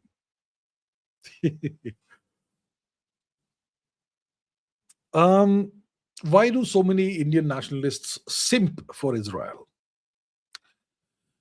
Well, Israel is a nation that is worthy of a lot of admiration for all they've achieved, despite being so small and despite being surrounded by so many enemies, despite all the odds. Israel stands there, and Israel is the most powerful nation in West Asia. That is certainly worthy of admiration. I will not discuss the what's going on in Gaza and all that. That's a different matter. So many Indians see that and they find that inspirational, and they wish that India could have a similar approach. Of course, India doesn't have a similar approach, despite being a gigantic nation. India doesn't have a similar approach. So lots of Indians wish that it was the case. Um, Another thing is that lots of Indians perhaps simp for Israel because Israel has a lot of Muslim enemies. That could be another factor, perhaps. And we are also surrounded. We have also been under Turkic Islamic occupation for a long time. We have Pakistan as an adversary and so on.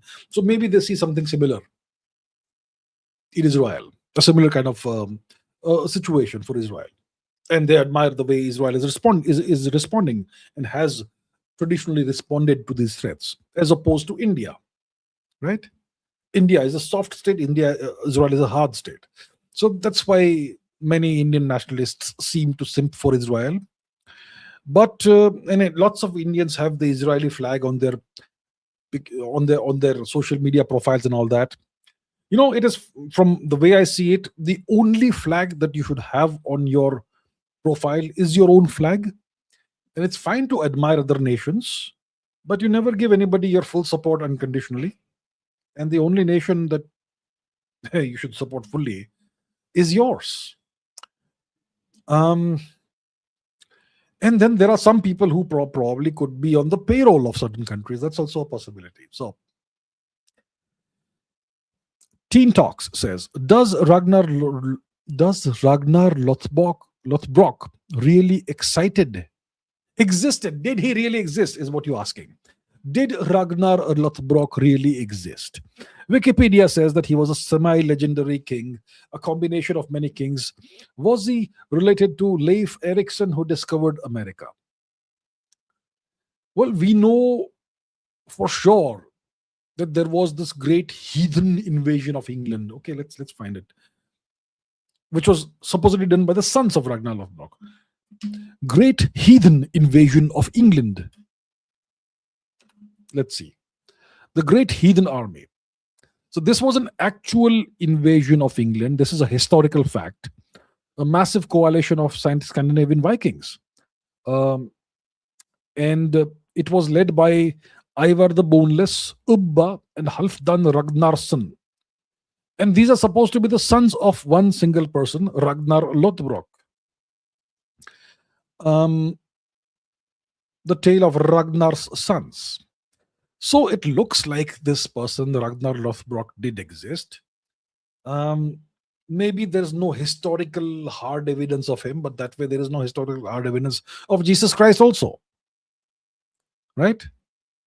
So I'm not sure why Ragnar Lothbrok is considered to be a semi-legendary king.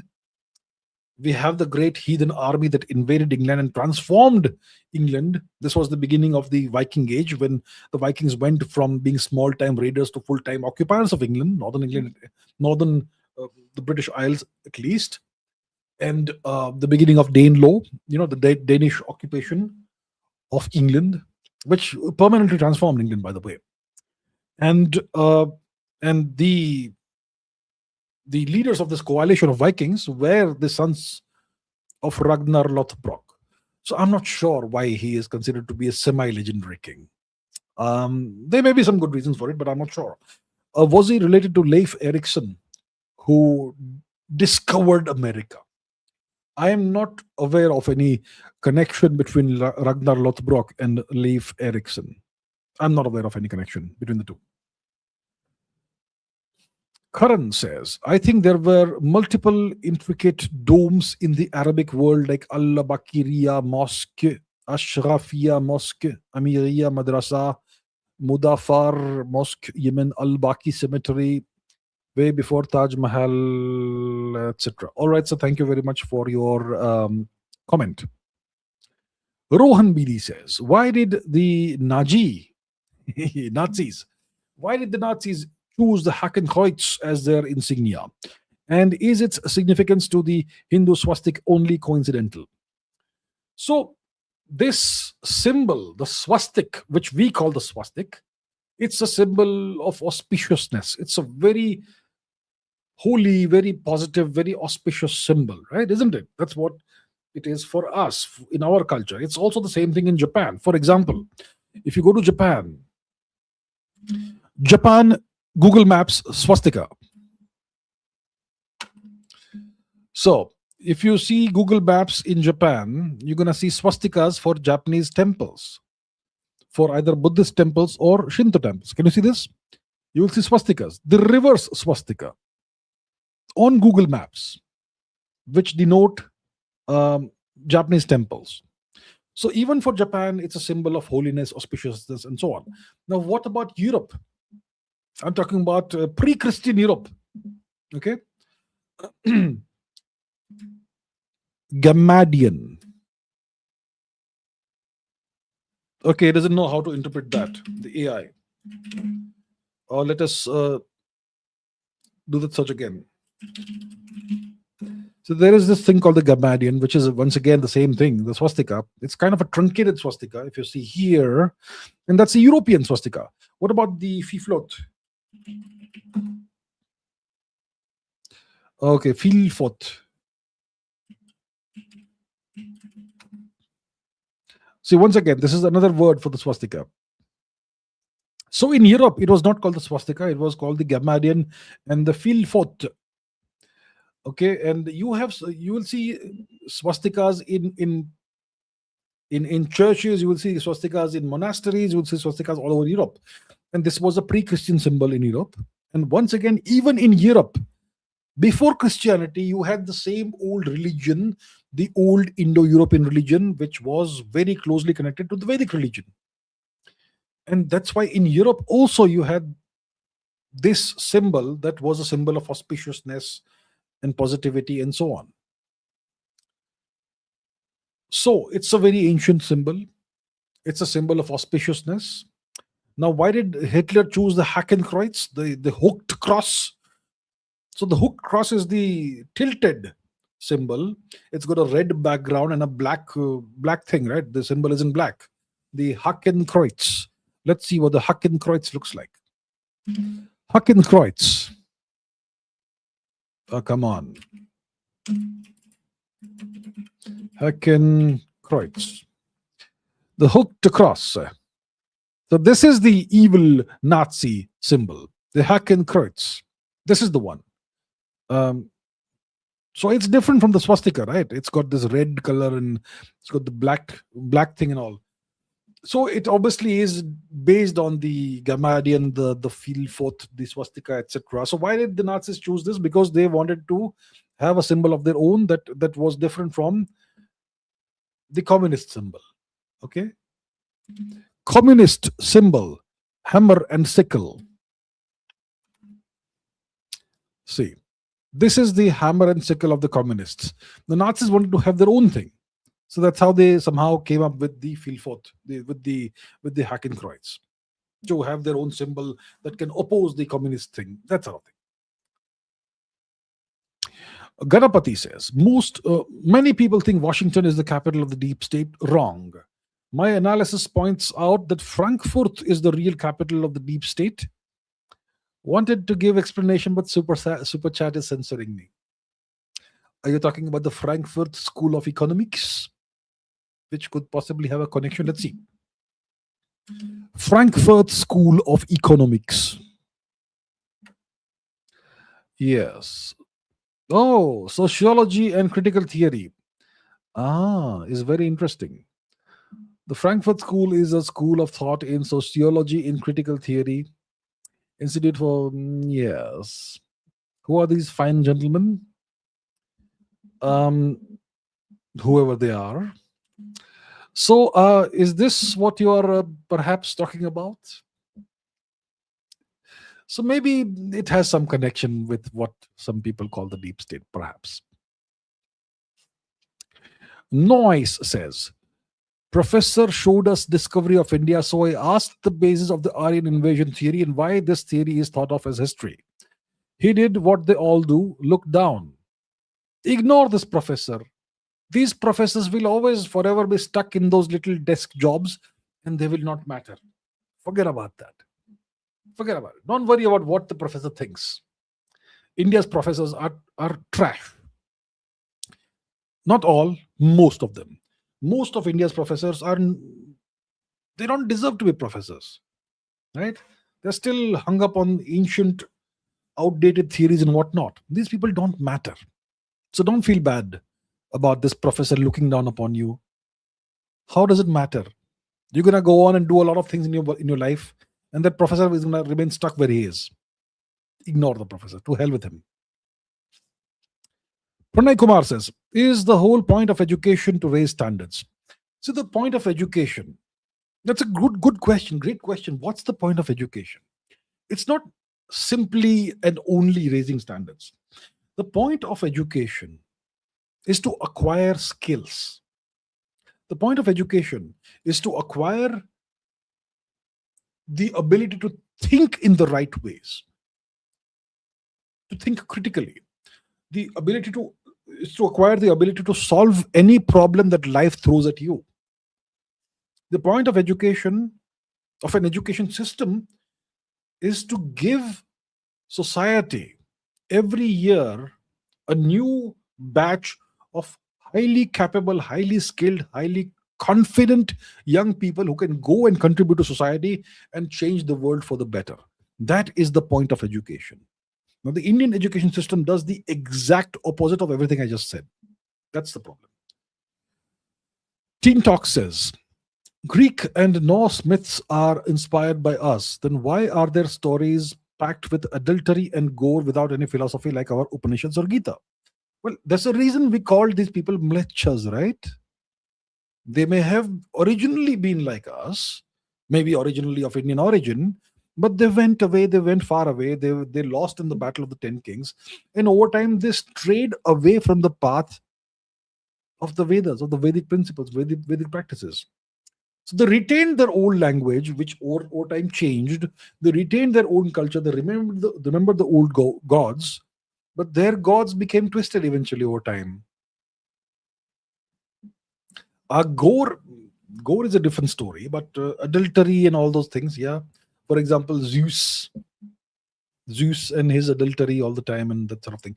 So that's why they are called mlechas, right? Understand that. When a population moves away from the ancestral land and moves away thousands of kilometers on foot, on horses, whatever, and stays away for centuries permanently, maybe 1,000 years, their lifestyle changes, right? Their lifestyle naturally, inevitably changes. So that's why. King Rithvik the Great says, Super Chat sessions on Monday due to World Cup. Yeah, yesterday there was some cricket match. I heard that we didn't do very well in the cricket match. Anyway, I thought, why compete with a cricket match in the World Cup? That's why I moved this session to Monday. Probably this coming weekend, I shall not do that. I don't know if there's a cricket match this coming Sunday. But this coming Sunday, I'll do the live stream on Sunday itself. So that's the reason why I'm doing this on Monday this time. Mac4 J1U says beef eating history of Kerala Hindus. When did it start? I have no idea. I have not studied the history of the beef eating Kerala Hindus. I have no idea. In Kerala, we had the highest standards. The Kerala Hindus had probably higher standards than Hindus in the rest of the country. And today they eat beef. See how far we have fallen. I have no idea when it started. It probably had something to do with the introduction of foreign cultures, foreign people, and foreign religions into India. Probably something to do with that. Probably something to do with Christian missionaries. Probably something to do with some other religion. Who knows? I don't know. I don't want to speculate, but I haven't studied this. Angad Grival says, do you think there will be war in 2026 or propaganda? And I've heard of Professor Jiang, and do you think Dawkins is right on God? And I mean, how many questions do you have? Okay, I haven't studied, I haven't watched Professor Jiang yet. Many people have been recommending it. I haven't got around to watching Professor Jiang. So I can't say about that.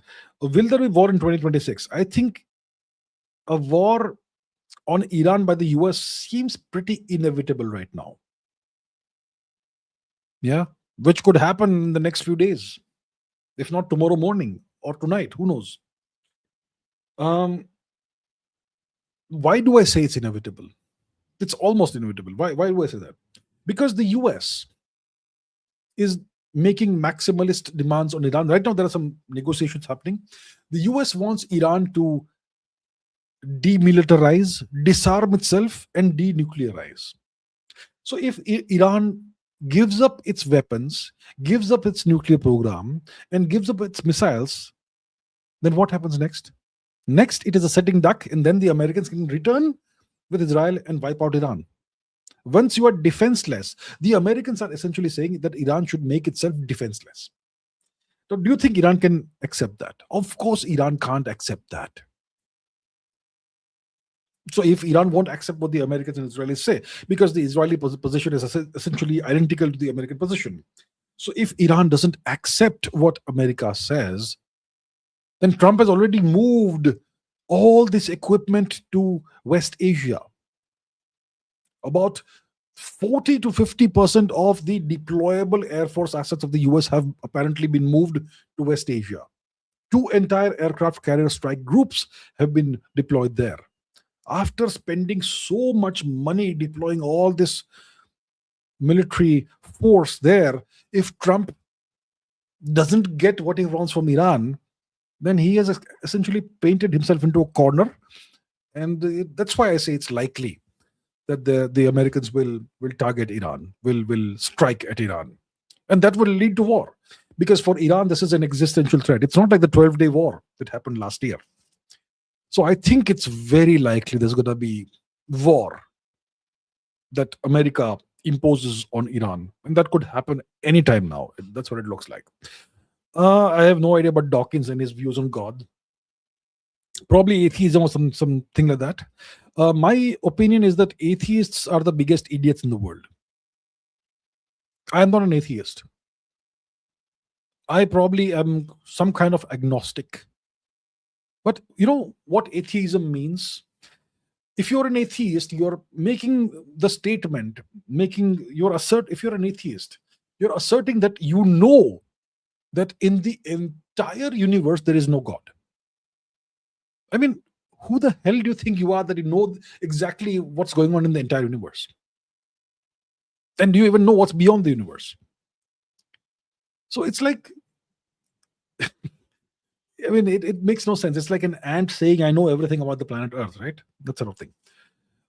So if you have any sense, you can't be an atheist. But Professor Dawkins apparently has understood everything about the universe, and that's why he has made this claim. So I find that really stupid. So that's what my views are on atheism. It's low intelligence behavior, atheism. Pratham Medikar says, it seems like Mexico has better standards than India. The El Mancho was the next Pablo Escobar of Mexico, and they took him out. But when it comes to India, why have we not taken out Hafiz Saeed of LET? See, Hafiz Saeed of LET is in Pakistan. El Mancho was in Mexico. That's why the government of Mexico took him out. El Mancho was not in the United States or in some neighboring country of Mexico. You see? Of course, India is a much larger country than Mexico, much more powerful country than Mexico. But India has different standards. So, yeah. Shashank says, why did the Delhi blast disappear online? Is it natural or by design? Isn't it scary that something so serious can just vanish from public memory? Public memory has always been like this. Public memory is always fickle. Today, most people won't remember what India was like 20 years ago. How far behind India was compared to today, 20 years ago. How bad the governance and mismanagement was. People won't remember that. Public memory is extremely fickle. Yeah, so that's how it is. I mean, in a state, let's say you have a state election coming up, people in that state won't even remember how good or how bad the previous government was 5, 6, 7 years ago. Right? So public memory is very fickle. People simply don't think, people simply don't remember things. That's how it is. Angad Grival says, if you watch football, who do you support? Mine is Bayern Munich. Who do you think will win UCL in this 2020 World Cup? And sir, do you think Iran has nukes or just USA hype? Okay, like I don't watch football anymore these days. I'll certainly try and watch the World Cup, at least the important matches whenever it happens. There was a time when I used to watch a lot more sports. These days, I don't do it that much. So I don't even know who plays for whom anymore, which EPL team or whatever. UCL, what's UCL? Okay, UEFA Champions League. I am not sure who will win the UEFA Champions League. I'm not following it. I am totally out of it, so I don't know. The last time I paid any actual attention to club football was when Thierry Henry was playing for Arsenal and Ruud van Nistelrooy was playing for Manchester United. That's a long time ago. Uh, nowadays, I have no idea who's playing for whom. So I don't know. Bayern Munich was a good, used to be a good team. I'm sure it still is. How is AC Milan these days? They're the three Flying Dutchmen back in the day: Marco van Basten, Frank Rijkaard, Ruud Gullit. That's a long time ago. Once again. So I don't know who will win the UEFA Champions League. This T20 World Cup looks like India is going to face a lot of difficulty in qualifying for the next round. It looks like that because India has lost yesterday apparently to South Africa. And apparently the net run rate is very bad for India. So India may not qualify for the next round, it looks like. So in that case, who wins? My bet is on Zimbabwe. I would love for Zimbabwe to win or Afghanistan to win if India doesn't get through. Or even the West Indies. The West Indies need a revival, don't they? The Aussies are out. England, I don't know what they're doing. So yeah, I have no idea who's going to win this T20 World Cup. I hope it's India, of course, but I don't know. It looks unlikely, perhaps. Do I think Iran has nukes? I think they have sufficient fissile material, highly enriched uranium, for at least a few nuclear weapons, I'm sure, by now. But they seem to be too scared to actually operationalize their nuclear deterrent. So I think they have sufficient fissile material for at least a few warheads. Agam Senpai says, big fan of yours for 4 years. Thank you so much, sir. Thank you so much. From Arunachal. Now, unity in diversity seems fake in Delhi. Be diverse but behave north. Slurs like massage parlor, Momo, security, influent in Hindi. How much more to prove ourselves? It's terrible. It's terrible that people from India's Far East, etc., have to still face these problems. The reason for this is that a lot. See, the root cause once again is the Indian education system. If we are taught from childhood that we have these states that are part of our country, and that's what the people of these places look like, and they are the same as us. They are not these stereotypes like massage parlor, momo, whatever. So that's the job, the role of the education system to educate people properly, so that by the time they're grown up, they know exactly what the Northeast is and what people from the Northeast are like, and they don't resort to stereotypes. And we have these slogans like national integration and all, but there are parts of India where where it's very hard for people to come and visit the rest of India. I wonder how many people from Arunachal have even visited other parts of India. Must be pretty difficult, must be pretty hard, I'm sure. So that's how it is. India has all these problems. So, it's terrible that these such slurs are used. I'm sure a lot of people don't use it, but still you will have some people who do that. So the point is, you don't have to prove yourself to anybody. Don't ever feel the pressure to prove yourself to anybody. You be you. And if somebody uses slurs, then just ignore them. Move on. Those people, they don't matter. Ignore them. So, yeah, this shouldn't exist in today's India. And it is a failure of the education system, a failure of the government, that these issues still exist. Quick S says, going Germany for an MS in computer science, how to maximize return on investment? Okay, how to maximize your return on investment? First of all, get your degree with high marks or whatever it is. Secondly, get yourself, you have to determine what is it that you desire as ROI. What do you desire? What is your desired return on the investment? Whatever it is, if you get it, you have maximized your ROI. If you don't get it, or if you get it only partially, then you haven't maximized your ROI. So if you are an individual, you're going outside of the country you're going to Germany, which means you or your parents have spent a lot of money in doing this, right? Unless you are going on a scholarship, which is pretty hard to obtain. So assume your parents have spent a lot of money.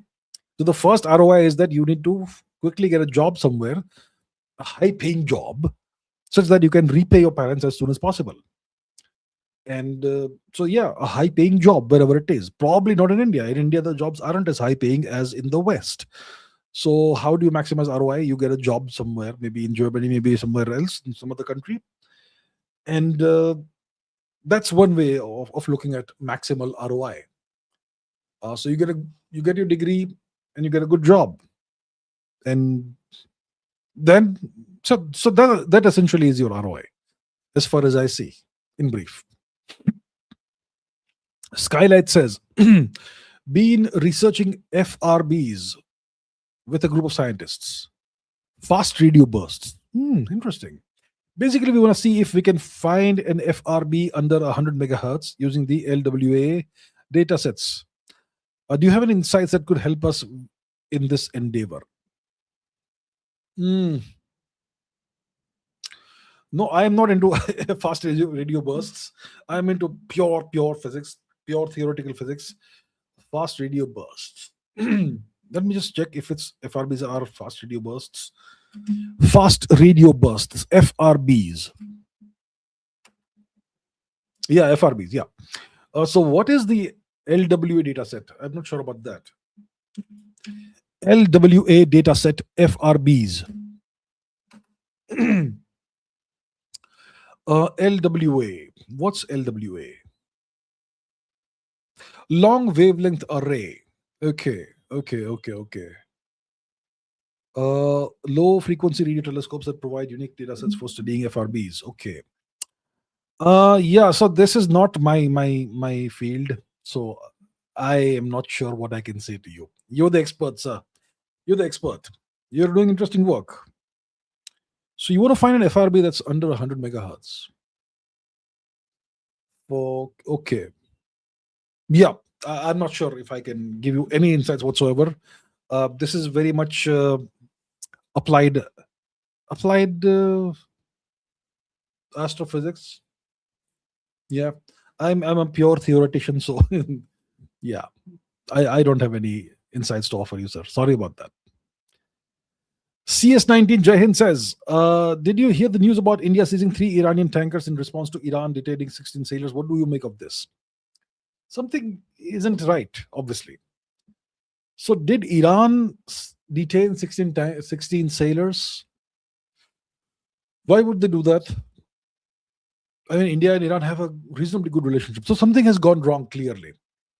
Looks like Iran sees India as perhaps being on the side of the US. Maybe that's how Iran sees India today. So the question is, if they see India as being on the American side, why do they see it that way? Yeah. So looks like things are changing. Looks like India is being arm twisted by the US into picking a side. I remember I had this live stream in 2024 after Trump won, in which I said that Trump will ask India to pick a side. He will say you can either be with the US or you can be against the US. There is no such thing as strategic autonomy. You have to pick a side. And when that pressure comes on India, I said India will have to pick a side. And that side will be Trump. It will be US. So has it happened? I mean, that is called vassalage, isn't it? That's called being a vassal. Has that happened? Does Iran feel that this has happened? So the indications we are seeing right now is that India is inching towards the US. That's the indications that we see. Whether it is India seizing 3 Iranian tankers, whether it is all the buzz around the AI summit, whether it is India almost stopping or possibly entirely stopping purchasing Russian oil, whether it is other things, whether it is the American ambassador and Navy admiral visiting the Indian Army's Western Command, all these things, if you put together, they seem to kind of indicate that India is going towards the US side, which is extremely concerning, which actually will prove me to be correct, that I've been saying for the past few weeks. There's a high likelihood that India becomes a US vassal within the next 5 years. Are we already on the road to that? Still too early to say, but looks like there are indications. Died with Prigozhin says, thoughts on recent Banyan protest by INC in AI summit. Look, this is a political matter, so I typically don't comment about this. I would say that, the AI summit was a global international summit. And when it comes to these things, you have to keep domestic politics out of it. because it will otherwise affect India's image. So I would say whatever happened was unfortunate. Unfortunate. Feels strong man says you haven't opened Google Maps today. Can you open and give us a mini interesting historical episode about the Serbian Bosnia region? Serbian Bosnia region. Well, I haven't opened maps today. Well, that's interesting. Okay, let's open maps. So, Serbian Bosnia region. See, you see this entire region that we have: Slovenia, Croatia, Bosnia Herzegovina, Serbia, Montenegro, Kosovo, North Macedonia, etc.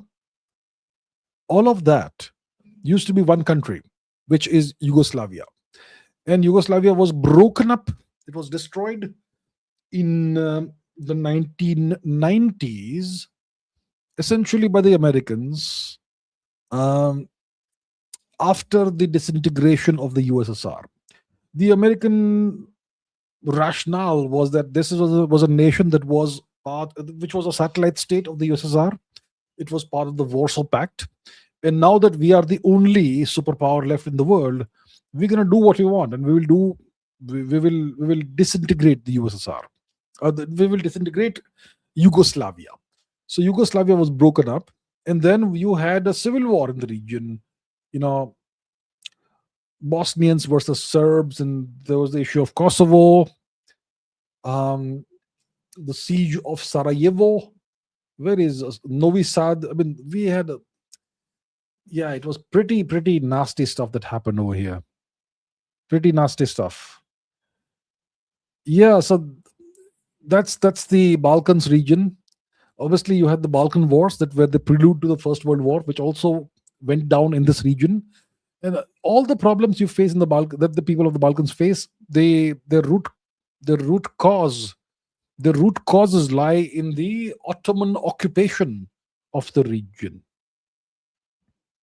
So that's the root cause of all the problems you face in the people of the Balkans face. The Ottoman occupation of the region. Ottoman Turks. The Turks are the root cause. So hopefully that's a small little historical episode. Beckenbauer says, recently I read about the Indian mathematician Madhav of Sangamagram, who lived in the 14th century. Many of his works are renamed by Europeans, have checked his works. Yes, the Madhava Leibniz series. Why does Leibniz have to figure in this? It should be the Madhava series, right? But they call it the Madhava Leibniz series. Let me show you. Oh, give me a second. Okay, so Madhava series. Madhava series. The Taylor series and so on. Okay, so it's called the Madhava series here on Wikipedia, but there's something called the Madhava Leibniz series as well. Let's see. Madhava Leibniz series. What is this now?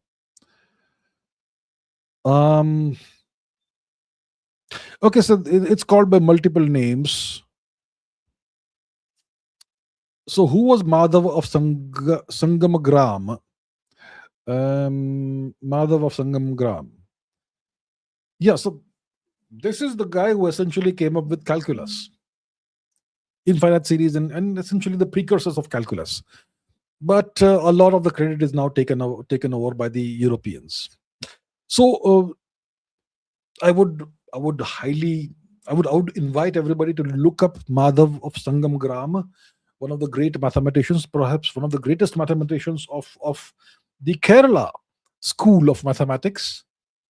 Look up his life, look up his work. Very interesting.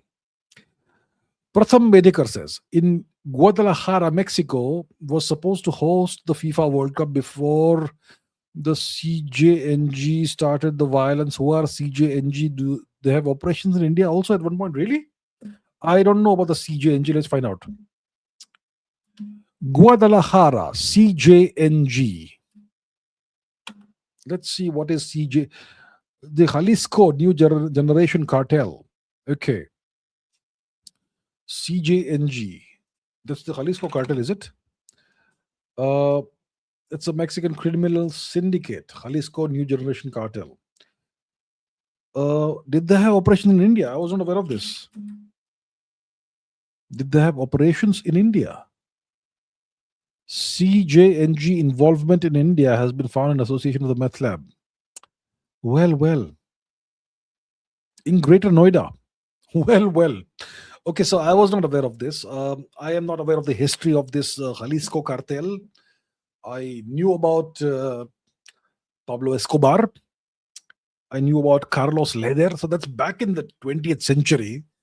I don't know about the newer cartels and the newer leaders of these cartels and so on. So I'm sure Guadalajara can still host matches of the FIFA World Cup as long as the government of Mexico is able to bring this violence back under control. Yeah. Angad Grival says, do you think there's water on Titan, Saturn, and where did you graduate from Theophysics, and why are there no laws favoring men? Seem unfair. How many questions in one place? Look, Titan. Is there water in Titan? I think Titan is this moon of Saturn, isn't it? Titan is a moon of Saturn. It's larger than our moon. And it has a very thick atmosphere that's a haze of hydrocarbons. And it's a very, very, very cold place, but it has lakes and possibly even rivers. Lakes and rivers made of hydrocarbons like methane. So that's like minus 200 or something degrees Celsius or something like that. What's the average temperature on Titan? Around minus 200 degrees Celsius. What's the average temperature on Titan, the moon of Saturn? Okay, minus 179 degrees Celsius, right? So obviously, even if there's water there, it's going to be frozen solid, right? It's going to be ice. So as far as I know, it's mostly hydrocarbons on Titan. Let's still ask the AI: is there any water on Titan, the moon of Saturn? Let's see. I suppose there must be some water. Yeah, there's a significant amount of water, but it's gonna be so. Yeah, the surface lakes and rivers are made of liquid methane, and ethane. The bedrock is composed of hard frozen water ice, and there could be a deep ocean of liquid water potentially mixed with ammonia. Okay, it's believed, but we don't know for sure if there is there. Yeah, so that's the deal. But Titan, yeah, so it looks like there's water in Titan, but it will be frozen solid. Where did I graduate in theoretical physics? I graduated in nuclear physics from the University of Mumbai. Why are there no laws favoring men? That's another of the issues that we have in India. Laws should be impartial, laws should be gender agnostic, gender neutral. But in India, we have all this stuff, right? So obviously, laws should be completely gender agnostic or gender neutral. They can't favor one gender over another. But India is a fantastic country where everything is skewed. So that's what we have. Giora TV says, if nations like the US and China represent the peak of power and success, why do their societies appear increasingly stressed and unhappy? If this is the end result of reaching the top, then what are we ultimately moving toward? That's a very good question. If you look at the average population of China and the average population of the US, I would say there is more strife today, at least from what we see in the US compared to in China. Things are really cheap in China. Food is really cheap in China. In the US, it's very expensive. So the government of China has essentially given the Chinese citizens a better social contract than what you have in the US with its out and out capitalism. Now, the US represents the peak of power and success, not China. The US does represent the peak of power and success, but its success as a nation, individuals in the nation may not be as successful. There's a tremendous amount of inequality in the US. Tremendous inequality. So that's not, the US may be the most powerful nation in the world, the most successful nation in the world. But from a societal perspective, it's not that successful. There is tremendous inequality in the US. Some people, I mean, it's a great country to live in if you are rich, if you are wealthy, if you have an income of over $100,000 a year. Even that's less actually. If you have, essentially, if you're a millionaire with a net worth of at least $5-10 million, then it's a great place to live in. Um, Otherwise, I mean, at the other end of the spectrum, you have people who work 3 jobs just to put food on the table for their families. So that's not success. A truly successful nation would be not just powerful, but its people will also have great living standards and they'll also be very happy. That's not the US. That is not the US. That's the kind of societal structure the Anglo-Saxon world has. China is different, and so on. So what?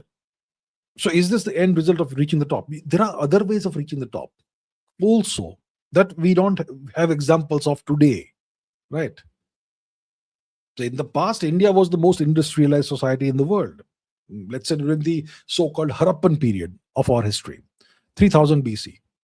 At that time, the so-called mature Harappan phase, India was the most industrialized, industrially and technologically advanced civilization on the planet, and the biggest economy on the planet, and the biggest population group on the planet. And I'm sure people in India at the time where we didn't have that sort of inequality, people would have been way happier back then.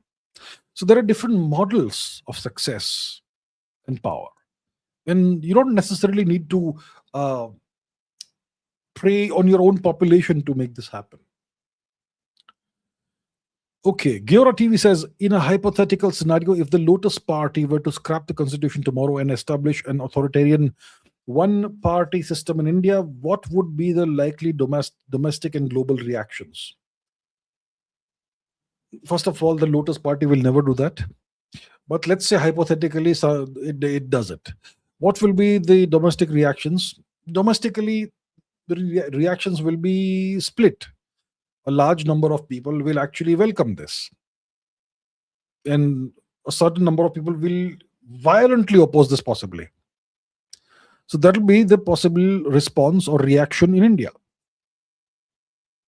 I would say it's going to be a mixed reaction in India domestically. I would say not a large number, but a sizable number of Indians will welcome this. A sizable number of Indians will be alarmed despite not being secular. They'll say, no, democracy is great. And a sizable number of people will possibly violently oppose this sort of thing.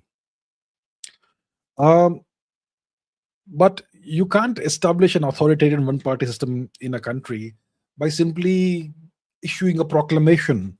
You have to be able to enforce it. And enforcing is a whole different story, and that's why it doesn't happen in India. What will be the likely global reactions? All negative from every side,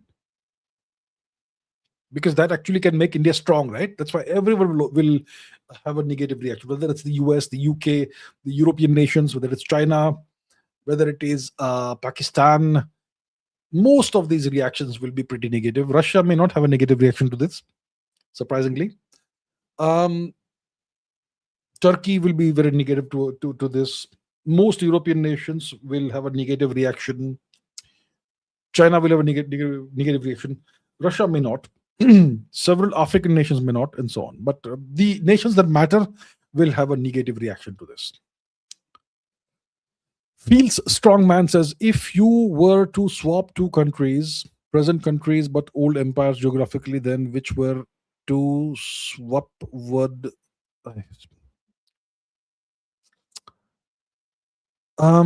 if you were to swap two countries, present countries but old empires geographically, then which were to swap would have had the most impact in changing world history, local and internationally? I have no idea what you're saying, sir. If I were to swap two countries geographically, then which two swap would have the most impact in changing world history, locally and geographically, internationally? I don't know. Um, I haven't thought about it. If you place any of the old civilizations in North America, the way the Anglo-Saxons have taken over, that would obviously change world history in a variety of ways and so on. Yeah, but I haven't thought about it, so can't say really. Can't say. Abhijit Singh says, can't we use the surface area of naval ships and install solar panels there? On the sides, baby, will it be too insignificant to make any change? The naval ships, they need to be made of a certain kind of material, pretty strong material. And you can't simply attach solar panels to the sides. It's a pretty interesting idea. It's a good thought experiment. But I am sure this must have been thought of, and obviously it would not have worked. Because if you have solar panels on the sides, that at any given time, at least half the solar panels are not being used, and solar panels don't really generate that much electricity compared to what a naval ship needs, a military ship needs. A military ship doesn't care about pollution or whatever. A military ship cares about power. You will never find solar panels on military ships. They will use the dirtiest possible technologies if required to gain maximum power output from their engine. So you can have these things, these experiments on cruise vessels and civilian ships. On military ships, there's no experimentation of this kind done. Never ever. You want the most efficient and maximum possible power output from your engines, and your engine gives you the electricity you need. And every single solar panel you add to a ship increases the weight of the ship. Why do that? So you want to do these experiments on military vessels. M. Keshav says, how to stop over optimizing when planning study? Well, I am over optimizing. How do you stop over? It's called analysis paralysis, right? You keep on analyzing, you keep on studying. I mean, not studying, you keep on planning and making small changes, small tweaks. I would say stick to what works. When it comes to the education system of India, it's an ancient education system. Nothing ancient as in like 100, 200 years. You know exactly what succeeds, right? Exactly what gives you success. Study so many hours a day, while far from the exam. Once the exam is approaching, solve question papers and so on. So stick to the routine, stick to what works, and that way you stop over optimizing, I suppose. Angad Griwal says, where did you graduate? I already answered this question. What do you think is the future of NATO and UNO, United Nations Organization? And do you think Jews are playing dice in Trump's decisions? What do I think is the future of NATO? NATO will be allowed to exist as long as it is useful to the United States. So I think NATO will most likely continue to exist for the foreseeable future, next 10, 20 years. That's what I think will happen. It will certainly still be valuable and useful to the United States. So yeah, now UNO, United Nations. The United Nations is useless. It's of no use anymore to anybody. I mean, not to anybody, but to most of us, it's of no use. It is obsolete. But as long as it serves some purpose for nations like the US or China, it will be allowed to continue existing. And there are some nations that see some kind of benefit from having these ceremonial organizations. So yeah, it may be allowed to continue existing, but really it needs to be reformed or dismantled. But right now it will continue. So as long as the US is the most powerful nation in the world, and as long as the US sees some value in the UN, as long as that happens, it will be allowed to continue existing. Do I think Jews are playing dice in Trump's decisions? I have no idea. Karthik Iyer says Elon Musk is a liar. He has been lying about Mars and Tesla FSD for the past 10 years. He says he will focus on the moon first. FSD means the self-driving system has more crashes. So we have to understand that Elon Musk is not an inventor, he's a businessman. Tesla wasn't founded by Elon Musk. Tesla was founded by two other gentlemen, and then Elon Musk took over the company. He acquired the company. He did found SpaceX, but he is not the chief engineer. I mean, he may have the title of chief engineer, chief everything, but the actual work is done by other people. So Elon Musk is a great businessman. He's not some great scientist or engineer or whatever. Okay. Now he has been saying for the longest time that humanity must reach Mars. Humanity must become interplanetary, and now he has pivoted in the past couple of maybe past 1 month or so, and he now says that they will now SpaceX will now focus on the moon, and we will not focus on reaching Mars first. We'll first focus on reaching the moon, which is essentially a U-turn, right? So if you consider that to be an example of Elon Musk lying, well, then I suppose it is lying. Maybe it's just a strategic U-turn, but why didn't they think of this earlier? Clearly, reaching the moon is easier. You have multiple launch windows in a month. If you want to reach Mars, you have a once in 26 months launch window. So obviously reaching the moon is way easier. It makes more sense to reach the moon first. But he has been hyping up Mars for years, and now suddenly it's the moon. Yeah, so that's true. The FSD. What is Tesla? What is the full form of FSD? Let me see. Tesla FSD. What is FSD? Full self-driving. The self-driving system, right? Does it have a lot of crashes? I have not been keeping track of it, so I don't know. I've heard of crashes here and there once in a while, but I haven't been keeping track of how many crashes have happened. So yeah, he has been saying, I don't know, for close to a decade that next year we're going to have full self-driving. Next year we're going to have full self-driving. And we still don't have full self-driving. Since when has he been claiming? Let's see. Since when has Elon Musk been claiming that full self-driving is just a year away? Yeah, exactly.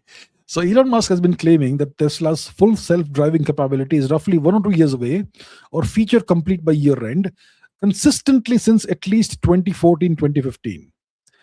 And yeah, there we have it. Even today, more than a decade since he started making these claims, it is still not a fully self-driving system. So does it mean that he's a liar, or does it mean that he's over optimistic, or is he over promising? What's the deal? Well, I suppose you can make your own decision based on what we know. Okay. Karthik Iyer says MEA has advised Indians to leave Iran. Let's find out, shall we? Let's find out. Has the Indian MEA advised Indians to leave Iran? What happened? Let's try again. Has the Indian MEA advised Indians to leave Iran?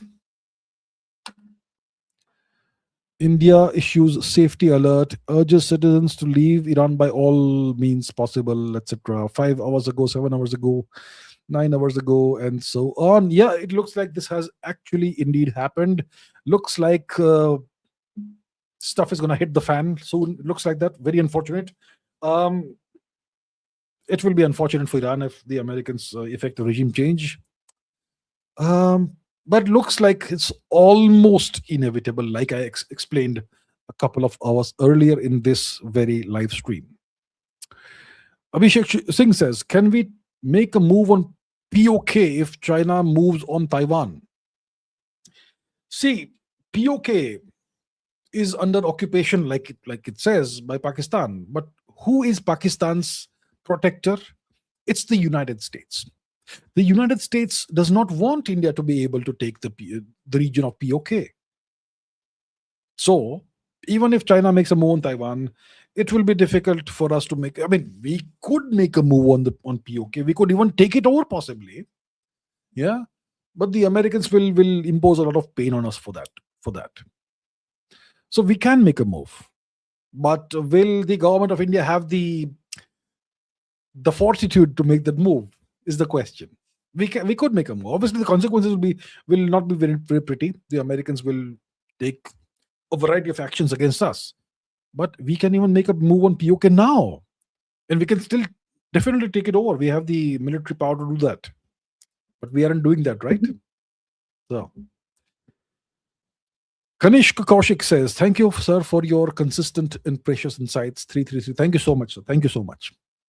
Thank you, Kanishk. Palak Singh says, "Is chemtrails real?" At 18, it terrifies me. So I don't know. I mean, see, since I was a little kid, I've been seeing these contrails in the sky left behind by jet planes. Now, these contrails that you see in the sky are typically water vapor that is released as part of the exhaust of a jet engine. What's a jet engine? It's the your turbofan or whatever, right? In your Boeing and Airbus and other aircraft, and the fuel is kerosene, which is a hydrocarbon fuel, and it's burned, it's combusted, right? And one of the byproducts of this combustion is H2O, water vapor, and that's what forms the majority of these contrails that we see as these, aircraft contrails. So I've been seeing that since I was a little kid. But there is this theory that it's actually chemical trails, chemtrails, and the theory is that allegedly some governments are spraying certain chemicals in the atmosphere with the objective of making certain changes. Maybe I don't know what the objectives are. Is it real? Well, it could be real. I don't have any evidence that it's real. I don't have any evidence that it's false. So I can't say theoretically it's possible. But is it truly the case that this has been going on? I don't know about that. So this is called a conspiracy theory. This is categorized by most people as a conspiracy theory. If you go to Wikipedia, it'll say it's a conspiracy theory, I'm sure. But it's possible, but I don't know if it's true or not. Sharma says, "The West that values independence, freedom, and people mind their own business is better to collectivist Indian Chinese societies that are obedient." Well, then that's one way of looking at the world. It depends on you, what you value. If you are a person who values freedom, independence, then the West, the United States, is a great place for you. The place where you can drive endlessly for hours on the open highways, right? You can drive for hours with nobody bothering you on the American highways. There's complete freedom in the US as an individual. So if you're that sort of person who values that, who desires that, then the US is for you. Not the West. You go to Europe, you won't find that. Europe is a very nosy, pokey society, okay? I mean, not all of Europe, but Europe is different from the US. You won't find the same independence and freedom in Europe, by the way, that you find in the United States.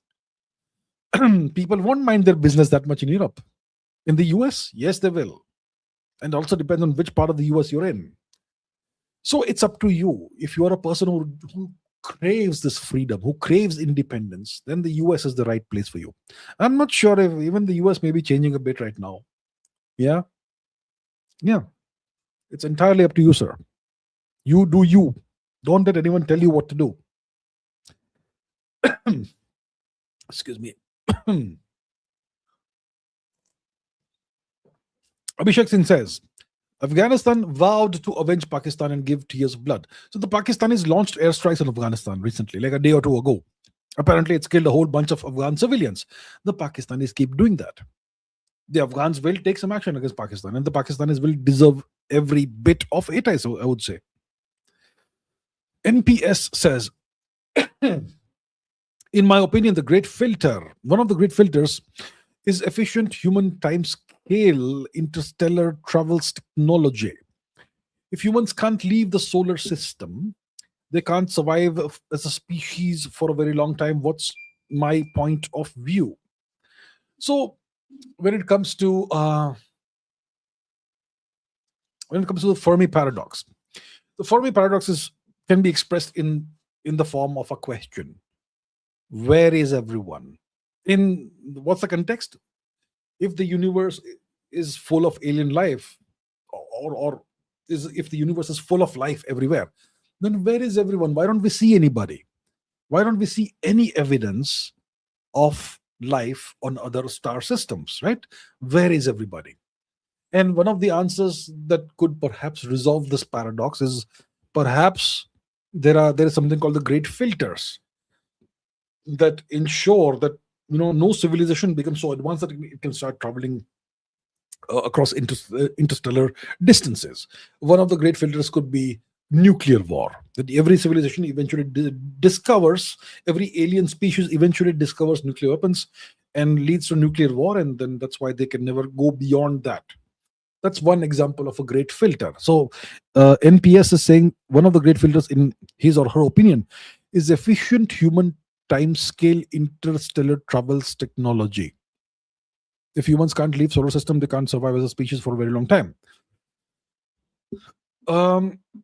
It's not just about humans, it's about any species, about any intelligent species. Maybe on some other planet, maybe Tau Ceti, maybe Proxima Centauri, maybe some stars on the in Andromeda galaxy, whatever. It's not just about humans. So it's possible. But see, the thing is, there are so many different ways of traveling in space that we know of, theoretically at least. Bussard ramjets, for example. That works according to physics. It's very far-fetched, but it can work if you can make it happen.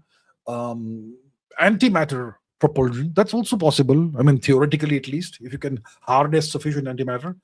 So there's a lot of ways of traveling across interstellar spaces. We don't have it right now because we are primitive, but we can conceive of the physics behind these technologies. So I'm not sure if it's one of the viable great filters. I think nuclear war is a viable great filter, and some other things as well. Okay, Godliness says, does the cosmological timeline Big Bang to heat death conflict with the human experience of time as a continuous non-physical present? Even physics fails to understand conscious experience. Why? Why does physics fail to understand or describe conscious experience? It's not that physics fails. It's that our understanding of physics fails. Our understanding of physics has limitations. And our limitations prevent our physics models from being able to explain or describe or even define consciousness. That is the issue, my dear friends. Our models of physics are limited. They are limited by the limitations of our brain. What's the most intelligent a person can be? I mean, intelligent person is 120 IQ, right? A genius person is 150 IQ. An alien level intelligence person is maybe 200 IQ or something.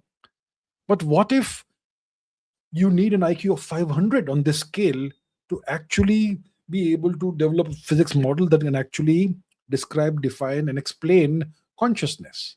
So it's not a problem with physics, it's a problem with our intellect. We are a primitive species.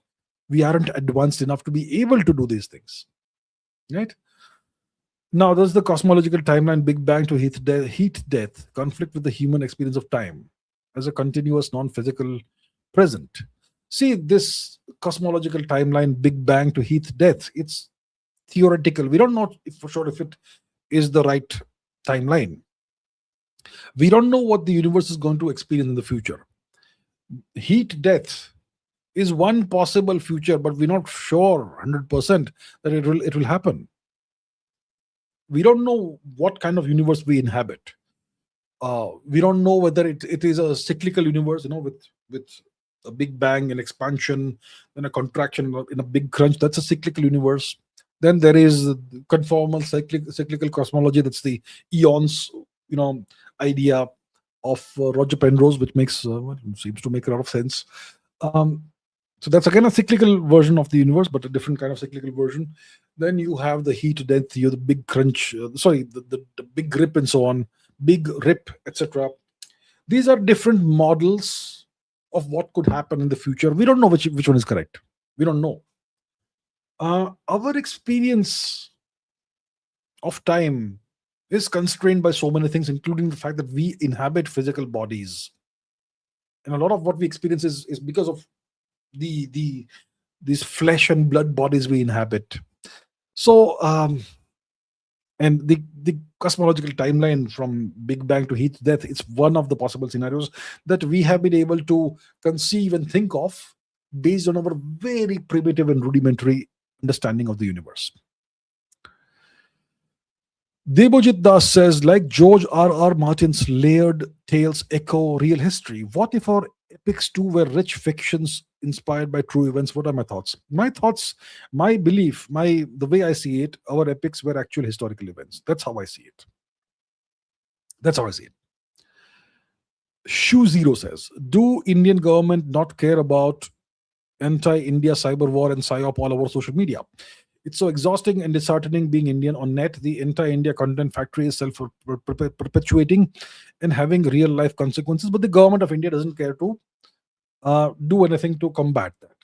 Well, I have never understood the government of India's approach and attitude towards this.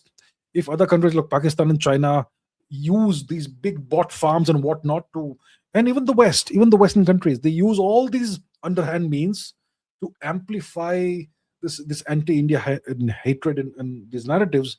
Why doesn't the government of India, which also has access to social media platforms, not use the same techniques and methods and means? We just don't.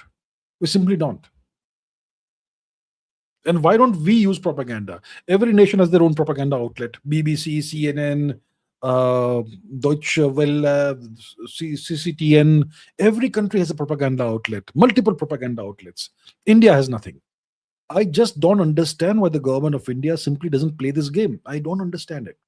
It, it simply makes no sense to me. So I don't have an answer to your question, and I share your frustration. Dheeraj Kamath says, isn't it abhorrent and disgusting that we continue to play cricket with Pakistan? Imagine if Arab nations played with Israel. Why do Hindus have so little self-respect when they see no issue? See, it's not about Hindus having no self-respect. It's about the government of India being a secular government. They genuinely see themselves as secular. They genuinely believe in secularism. Now, I've been saying this for a long time. India should not just boycott Pakistan. India should ensure Pakistan can't play international cricket. India is the most powerful cricket playing nation, the biggest cricket economy. The BCCI is the richest board. If the BCCI pulls out of international cricket, then all the other boards will suffer financially terribly. So if we insist that nobody plays Pakistan, if you play Pakistan, we will not play you. If we insist on this, everyone will stop playing Pakistan. But we are not doing that. Now, who controls the BCCI? So why does India not push Pakistan out of international cricket? Why doesn't India do it? A terrorist nation, an evil terrorist nation, why doesn't India allow push them out? I suppose India doesn't want to for some reason. Is this something to do with lack of self-respect? Don't blame Hindus for not having self-respect. Blame the government of India. Those people. Do they really represent the ordinary Hindus of India today? I'm not sure. So yeah, once again, I don't have an answer why the government of India still allows these cricket matches to proceed with Pakistan. Jagannath says, give me top 2 book recommendations on world history. Look, world history is a massive subject. If there is one book that teaches world history, it can't cover everything. It will not even cover 10%. It will give you very high level overviews of whatever.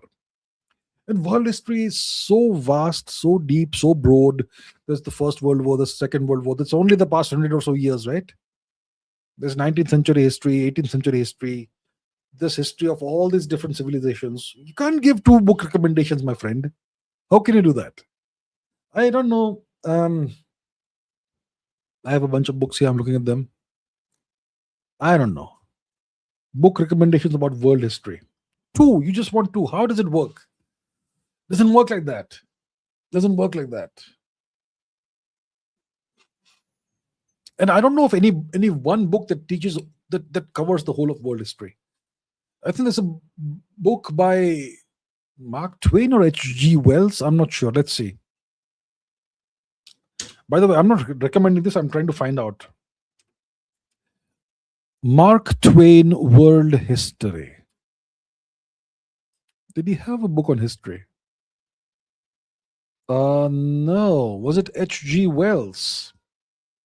Let's see. H.G. Wells World History. Did he have a book? Yeah, yeah, he had a book called A Short History of the World. Well, I haven't read this. I've heard of it. So I don't know if you want books and book recommendations on world history. I'm not the guy for that. I don't know of any one book or two books that teach the whole of world history. Cosmic Cab says, I'm an architect in Rome. You inspired me to start a channel on funny satire history, science, and politics. I'd be grateful if you check it and share feedback. Okay, I shall check it out. And maybe I can comment on your channel in that case. So I'll not do a search right now because it will, yeah, but yeah, I will check it out. Cosmic Cab. In case I forget, let me do it right away because yeah, once the live stream is done, I may not be inclined to do that. Let me see. So it's what? Cosmic Cab. Let me see. Cosmic Cab.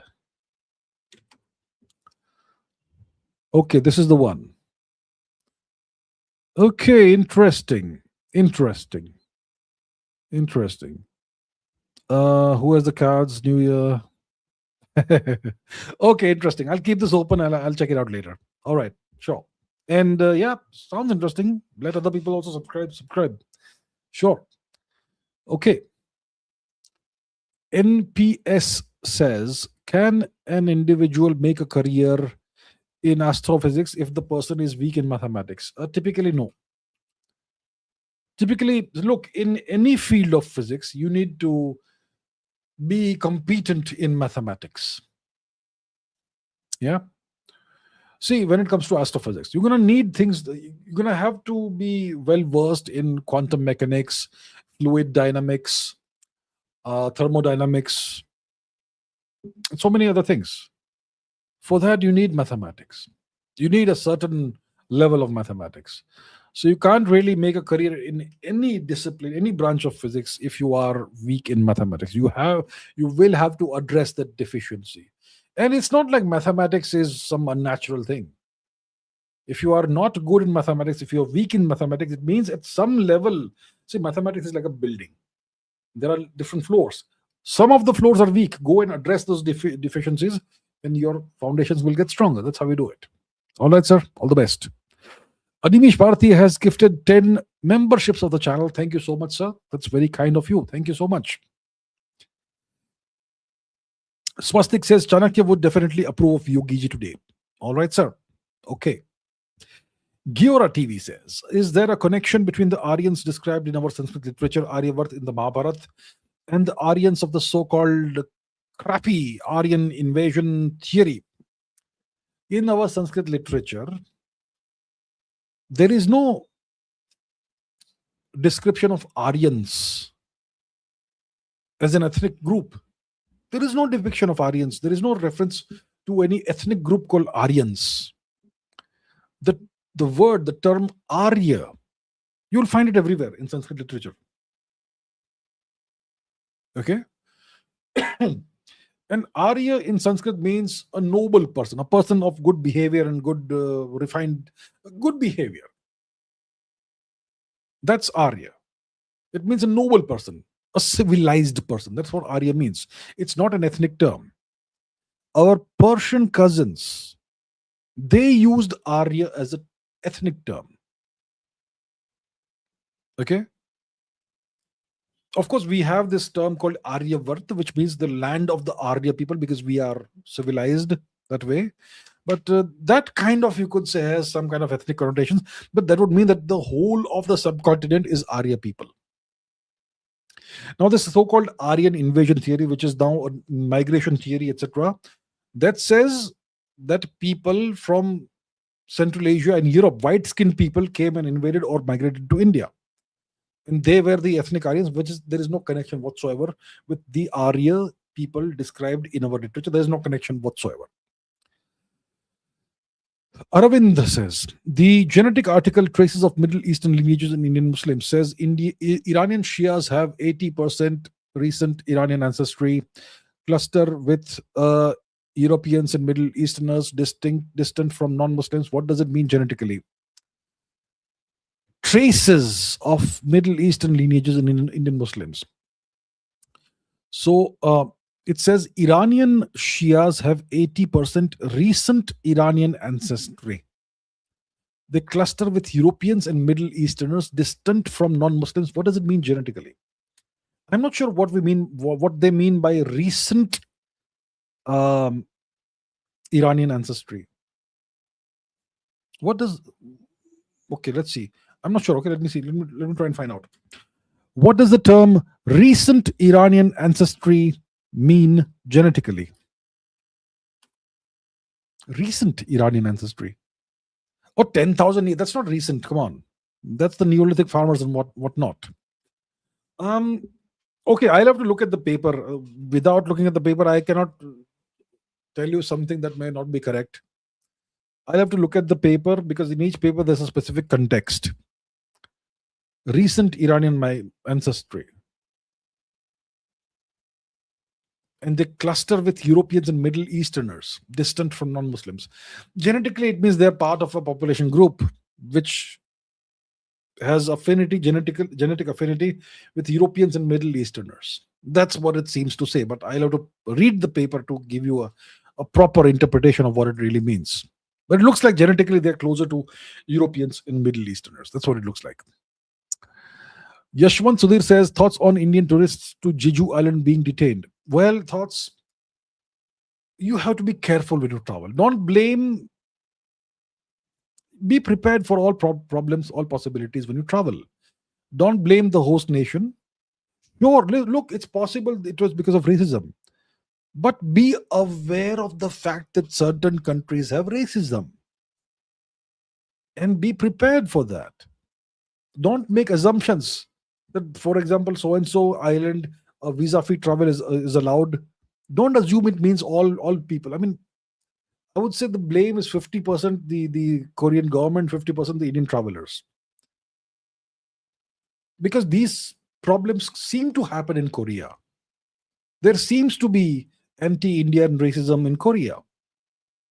So it's a known fact, right? So why can't you be better prepared? So yeah, I would say you have to be careful when you travel. Pradeep Kumar Roy says about Bohemian Grove. What about Bohemian Grove? What's the question? What's my opinion about that? I've heard of it as some kind of satanic ritual ceremony happens there. Apparently, the evil pedo elite of the US participates in it. Apparently, allegedly, connections with Epstein. I'm not sure about that, but yeah, that's what I've heard. I haven't studied the history of the Bohemian Grove and all that in detail, so I can't really say. But I've heard the connections with the evil, satanic American elite. Hani Sharma says, how do you remember so many things and their correct name and everything? I can't even remember what I had for breakfast yesterday. I don't know. Everyone's different. Some people remember stuff, some people don't. I forget more things than I remember, actually. Can I remember what I had for breakfast yesterday? Possibly, but probably 3-4 days ago what I had for breakfast, if you ask me, I may not remember. So yeah, it depends. Everyone's different. I kind of remember some things, at least some things. Krit Gupta says, good evening, sir, can you please help me understand the Kosovo conflict? That is, for that I'll have to bring in an expert. It's part of the Balkan conflict of the 1990s, for sure. It has something to do with religion. Two Abrahamic religions in the region. One is Christianity, one is Islam. The root causes are the Ottoman occupation of the region. The Americans definitely played a big role in this, but what were the specific details, etc., I am not very clear about right now. Okay. So if you want to understand this, I will have to bring in an expert. Maybe resume my podcast for a bit. I can think of the right expert for that, actually. But yeah, so don't remember the specific details right now.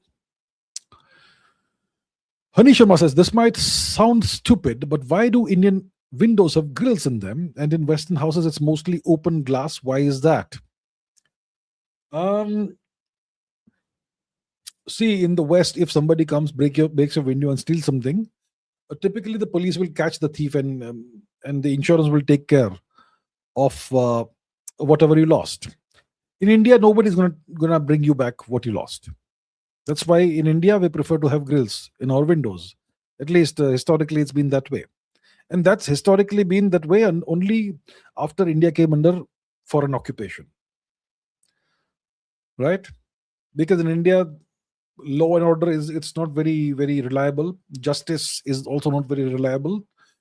Insurance is also not very reliable. So you want to make sure that you are safe. Hani Sharma says, as a teenager starting his career, hookup culture is very tempting. From inside, I know it's wrong and animal like, and I'm able to keep distance until now, but I need solid reason to keep it that way. Solid reasons to not participate in hookup culture.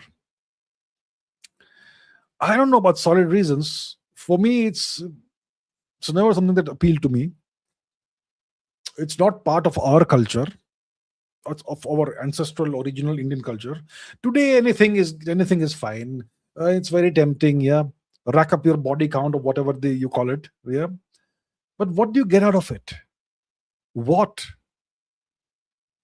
What do you? I don't know.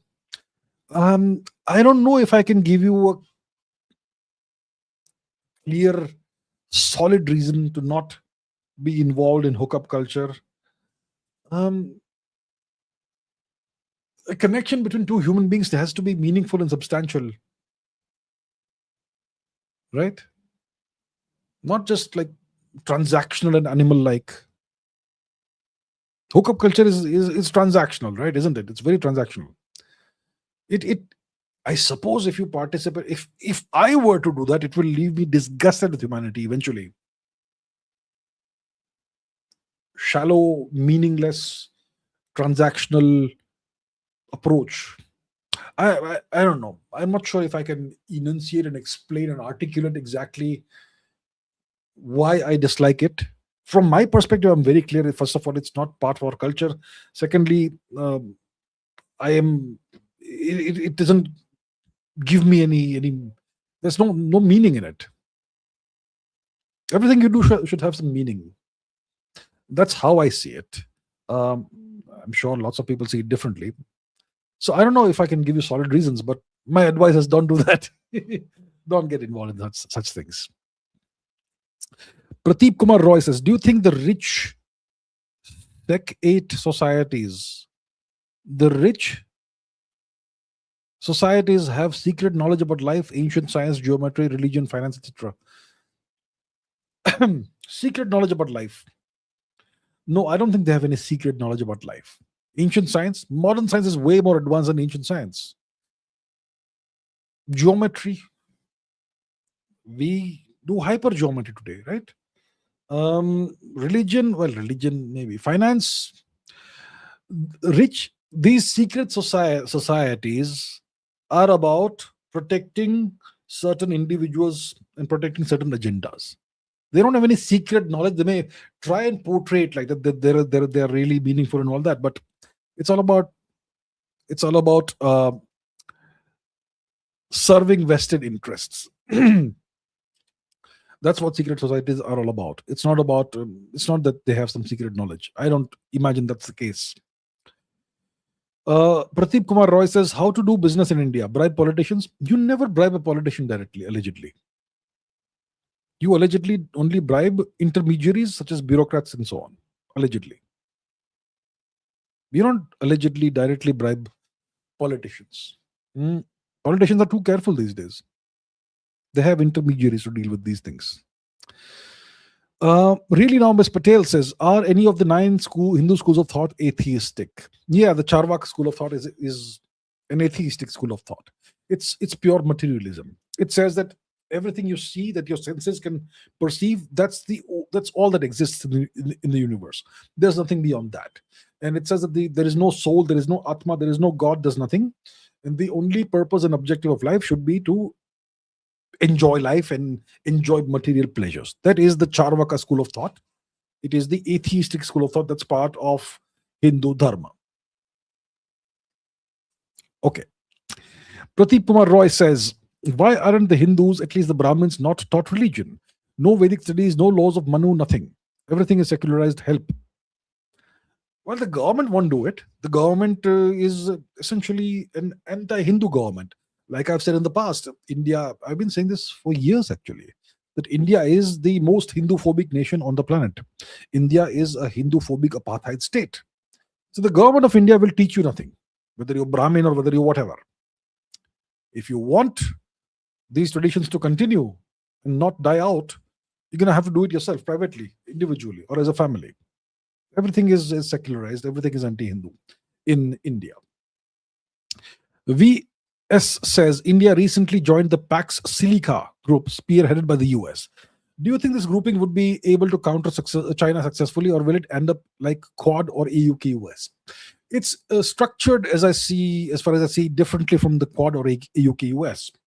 It's about securing supply chains, reliable supply chains for rare earth elements and rare earths and critical elements. Um, and India obviously has been invited to join this. India has joined it because has probably the world's largest reserves of rare earths, which are completely untapped. So that's the thing. That's why India has joined. It's not about countering China. It's about creating supply chains that are independent of China. It certainly has all the potential to be able to become successful in that in a few years. AB Nater says, in the last 2-3 years, there's been a change to the world order. Would it be fair to say that Indic religions are the last living memory of the old world? Yes. Yes. The Indic religions, the dharmic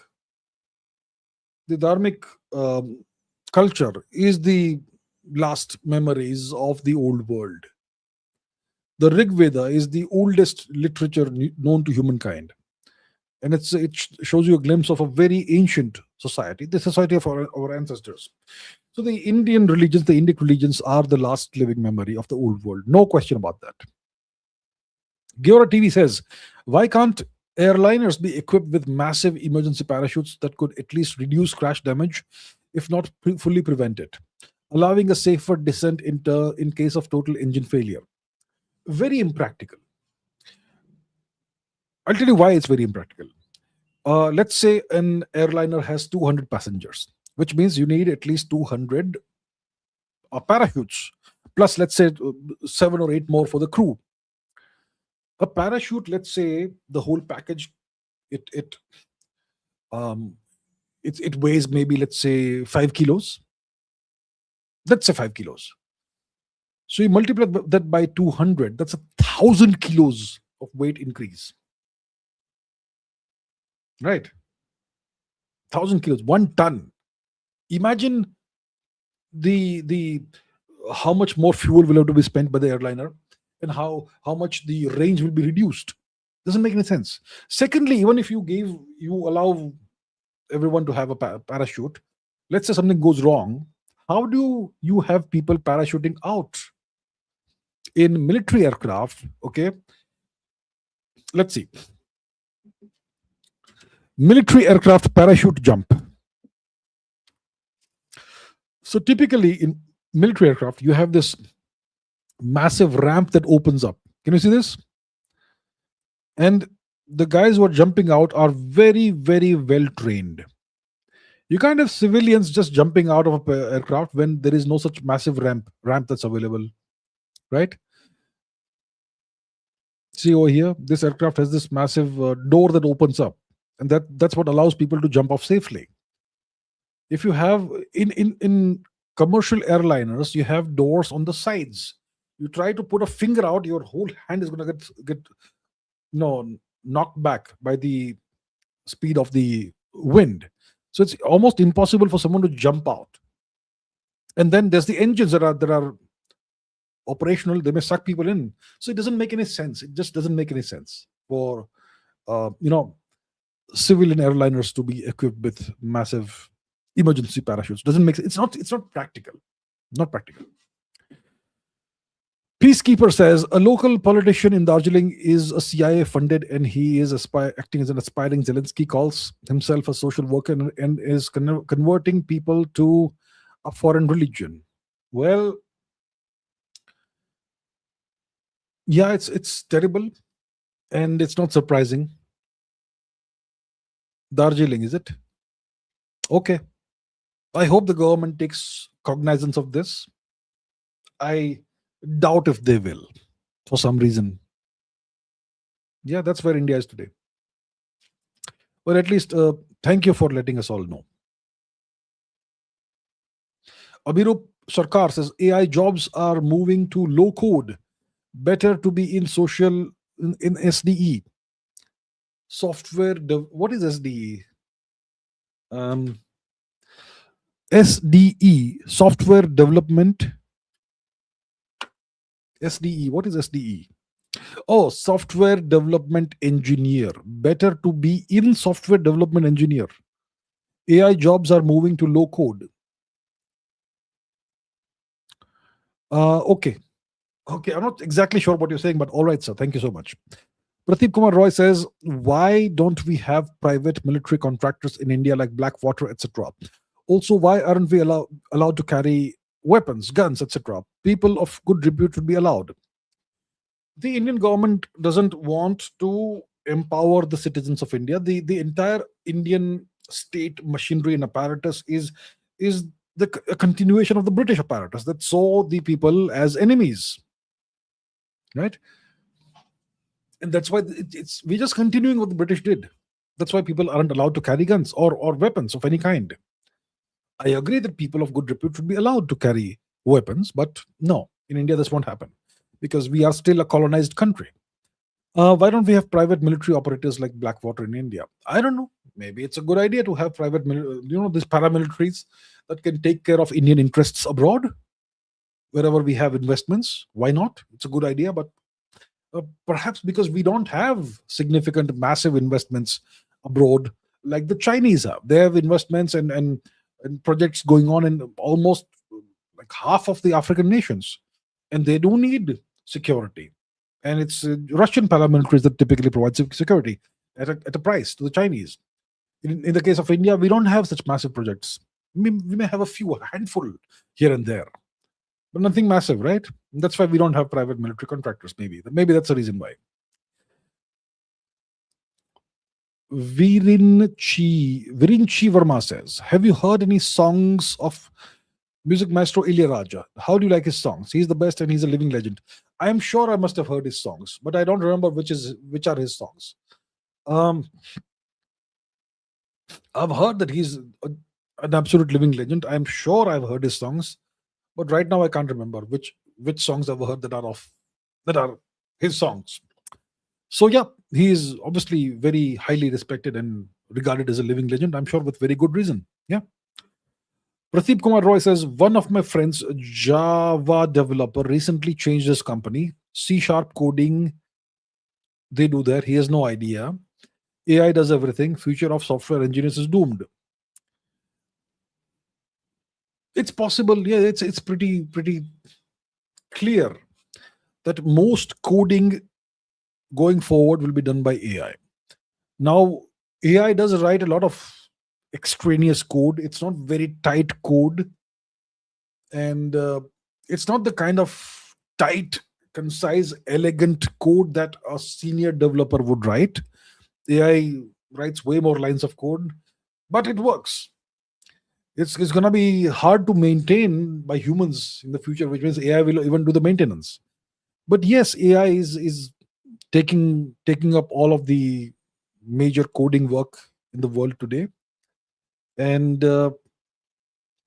possibly the future of software engineers is doomed. Possibly, I think the world will still need software engineers, but we will not need hundreds of thousands of software engineers anymore. Yeah, so we're going to need fewer software engineers and higher quality software engineers.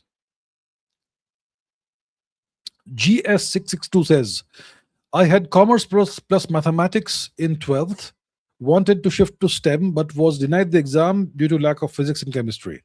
If I prepare yourself and clear the exam, but not eligible, but science students pursuing law via CLAT without legal studies in 12th. This is the absurdity of the Indian education system. This is the absurdity. It's a rotten system. It's pure garbage. Why can't people be given the option to change their stream? Let them do the preparation. Why not? Why do you force people to remain in the same stream? Why don't you give people options? Why don't you give students options? Why don't you empower students? Why not? I just don't get it. The Indian education system is trash. It's garbage. So many stories come out. Horror stories. Just terrible. Absolutely terrible. I'm sorry this happened to you, sir.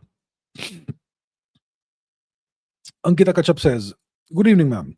Your views on the mystery around Mount Kailash. Why no expedition team has been able to achieve the summit? Many other weird claims like alteration in the perception of time, sudden illness, men aging faster, etc. What could be the reason? So first of all, let's address the question as to why has no team been able to achieve the summit? It's because no team is allowed to even attempt climbing the mountain. The mountain is a holy mountain to three religions. Well, it, technically three now: Hinduism, Buddhism, and Bon. Bon is the original religion of Tibet. Pre-dharmic religion. It's also very polytheistic, and also which means it is uh, entirely compatible with dharmic religion. So three religions technically regard Mount Kailash as a sacred holy mountain. And today, Tibet is under Chinese occupation, but the Chinese government doesn't allow anybody to attempt any uh, climbing expedition on the mountain because of the holy nature of the mountain. So that's the first point. What's the mystery around Mount Kailash? There are all kinds of claims that are made about Mount Kailash, that it's a hollow pyramid and there is some nuclear reactor inside and whatnot. People say all these things. I have seen videos of weird aerial phenomena like UFO-like phenomena apparently around the mountain. Blurry videos of that. So what is the deal there? Is it like someone's flying? I've seen people flying drones and drone footage from the top of Kailash mountain. So people do fly drones there. That could perhaps explain some of these weird aerial phenomena. It's possible. Some people claim there are alterations in perception of time, and people age faster or slower. Some people face illnesses. I have no idea. I haven't visited Kailash, so I can't say anything from my own experience. People make all kinds of claims. People like to imagine that something fascinating, something unusual happened to you when you visited a holy mountain. Of course, it's a place where Indians, Hindus, and Buddhists and everybody else has been visiting for thousands of years. You have sadhus who do sadhana over there, and there is this reputation the mountain has. Obviously, it's the abode of Lord Shiva. It's a holy mountain and it's a place of supernatural events. So, yeah, that's why there are all these stories that are associated with the mountain. What's my view on this? My view is that I have no idea. I have no idea. I don't know. What could be the reason? I have no idea.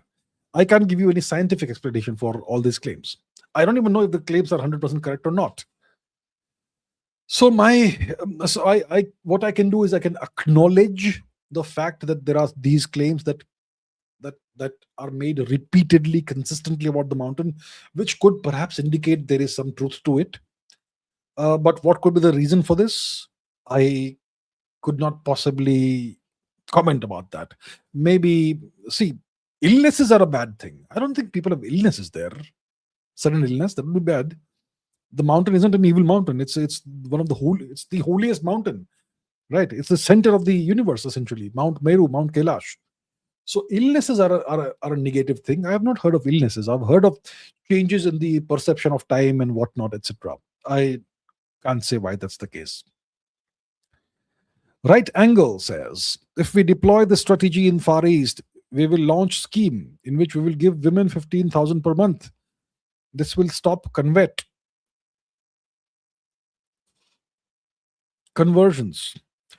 Okay, we will give women 15,000 per month. This will stop conversions. The question is, who will give this money? 15,000 per month. Who? Let's say there are 100,000, 1 lakh women there. You give each woman 15,000 per month. What is 15,000 times 1 lakh? 15 lakhs, 15,000 lakhs. 150 crores a month you have to spend. Who's going to spend it? I don't have the means to spend 150 crores a month on a recurring basis. Will the government do it? The government doesn't give a damn about Hinduism. Who will do it? The government will not give any money for stopping foreign conversions or helping or aiding Hinduism. The government will never do that. So it's a good strategy conceptually, but who will do it? Who will give the money? That is the problem. Cypher Ash says, if India does make a move on Pakistan and not just POK, but liberating Balochistan, maybe, in that case, what happens to the land under Chinese administration on Pakistan land that are part of Pakistan-China loan deal? That remains under Chinese occupation. Because it is now, according to China, Chinese territory. You have the Chinese army there. Nothing happens to that land unless you go and take it from the Chinese, which will launch a war between India and China. So if you make a move on Pakistan, POK, liberate Balochistan, liberate POK, etc., it will not change the status of the part of Kashmir that is under Chinese occupation, the Shaksgam Valley, etc. It won't make any change the status of that Chinese occupied territory. So there is POK, there is also COK. You're talking about COK, Chinese occupied Kashmir. That won't change, right? Unless we go to war with China. Right Angle says, can we pressure Israel to stop funding of cookies? What leverage do we have on Israel? How do you see Israel from Bharat's perspective and Israel interest with Bharat?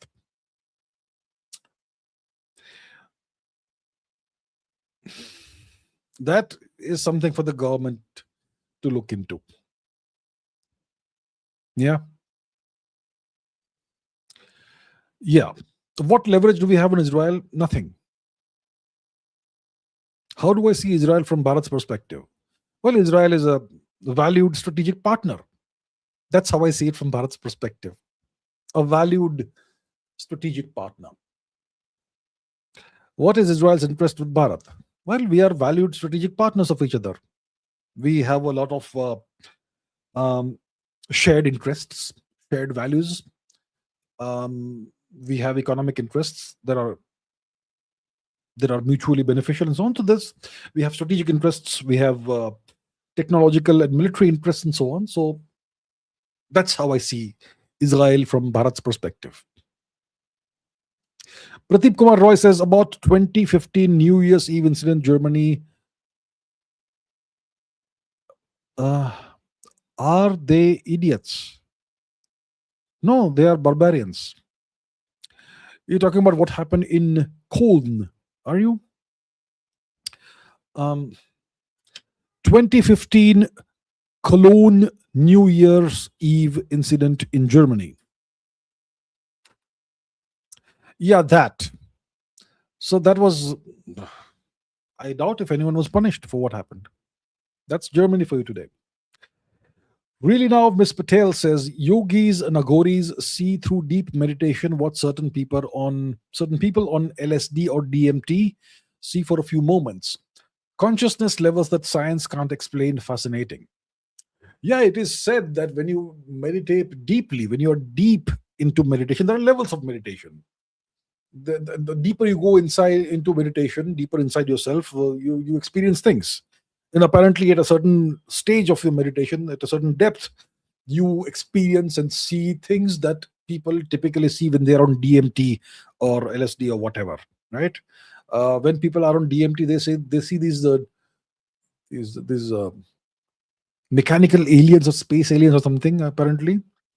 LSD has some, I don't know, some fractal patterns people see and whatnot.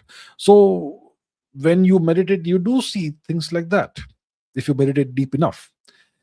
And so the process of meditation seems to affect the brain in a way that's similar to what happens to the brain under the effect of LSD or DMT or whatever, but in a purely natural manner, without actually ingesting chemicals. So yes, consciousness has levels that science can't explain. No question about that. Indeed fascinating. Pradeep Kumar Roy says, racism against Indians was started by PewDiePie back in 2018. PewDiePie was one of the contributors, one of the perhaps principal ringleaders, possibly. Yeah, there was this thing, right? PewDiePie versus T Series, in which T Series won, and PewDiePie had gone on this campaign against T Series by asking people to subscribe to him to showcase the superiority of Western culture or to save Western culture or civilization or something like that.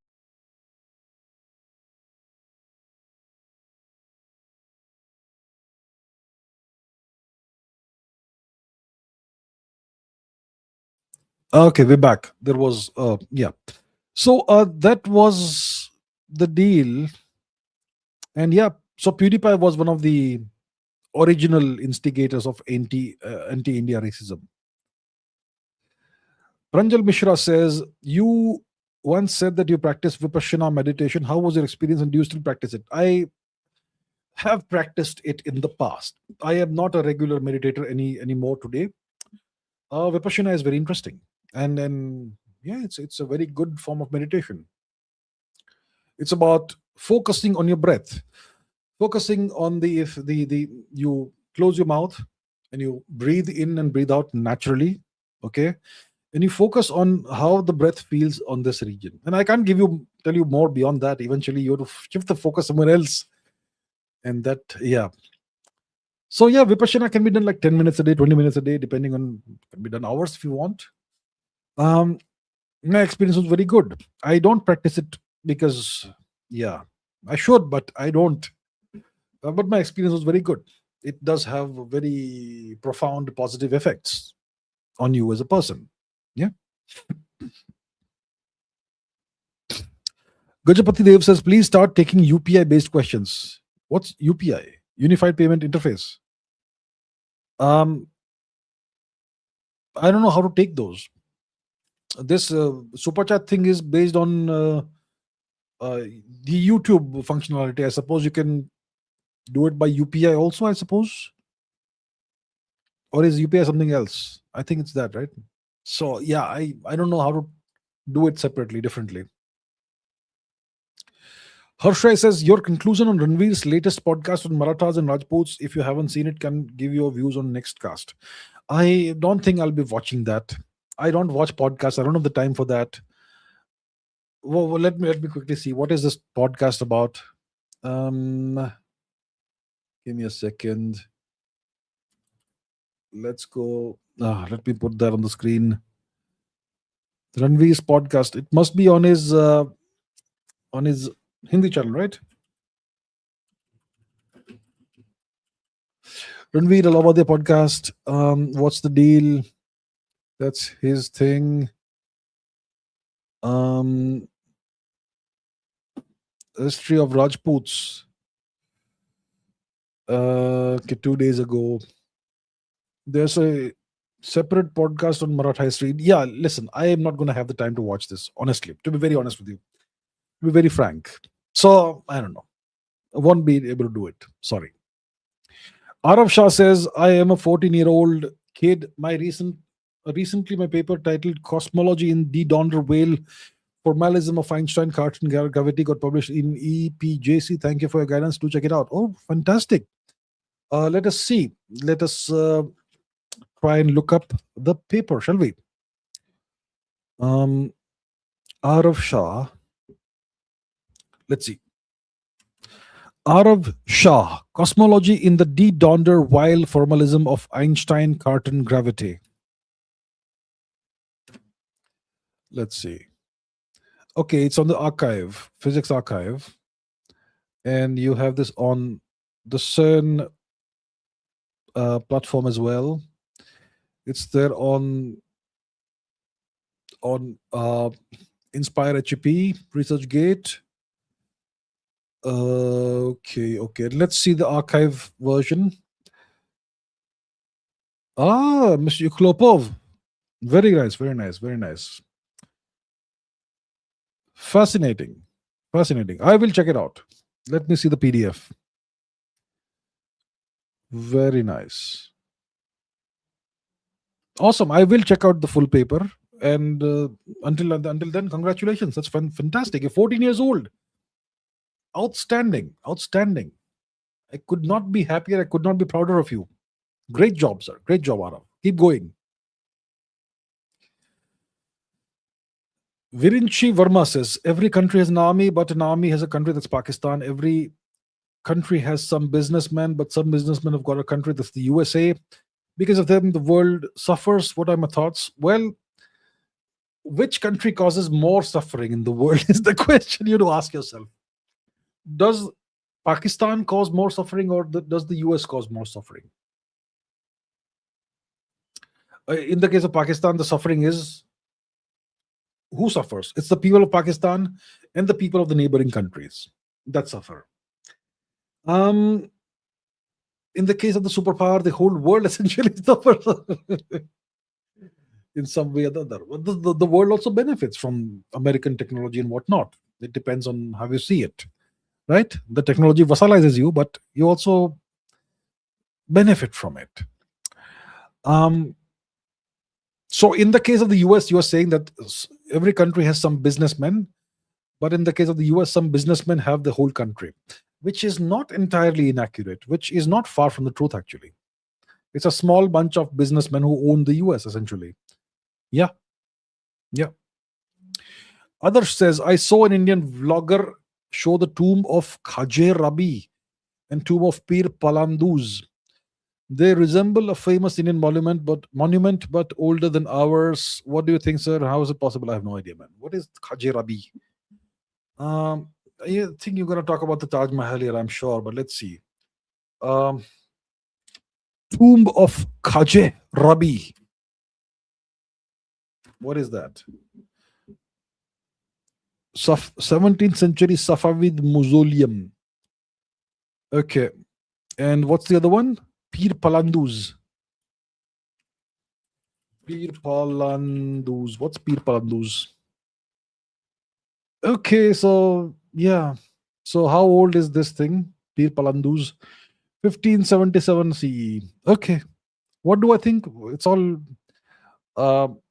what is considered to be Islamic architecture, right? It is what it is. Yep.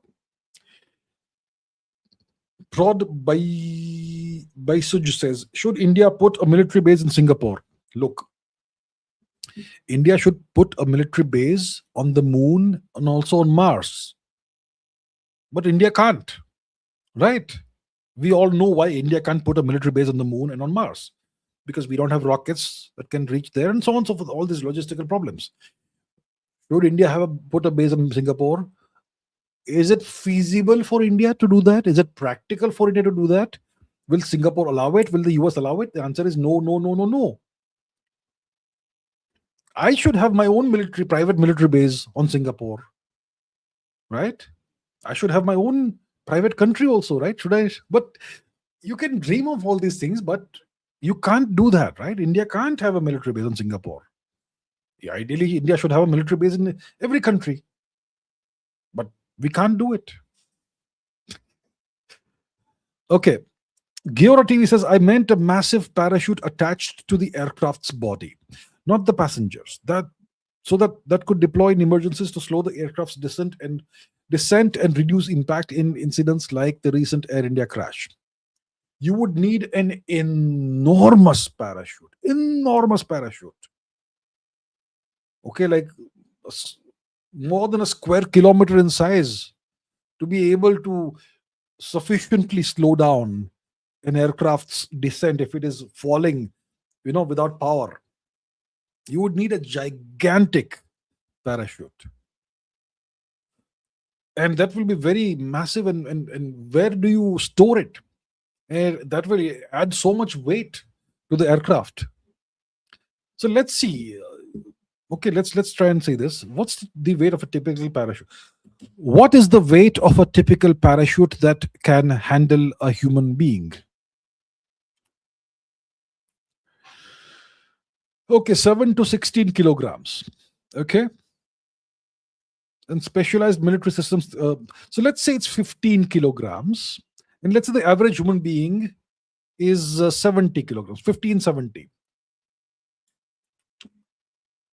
What is the weight of a typical Boeing airliner?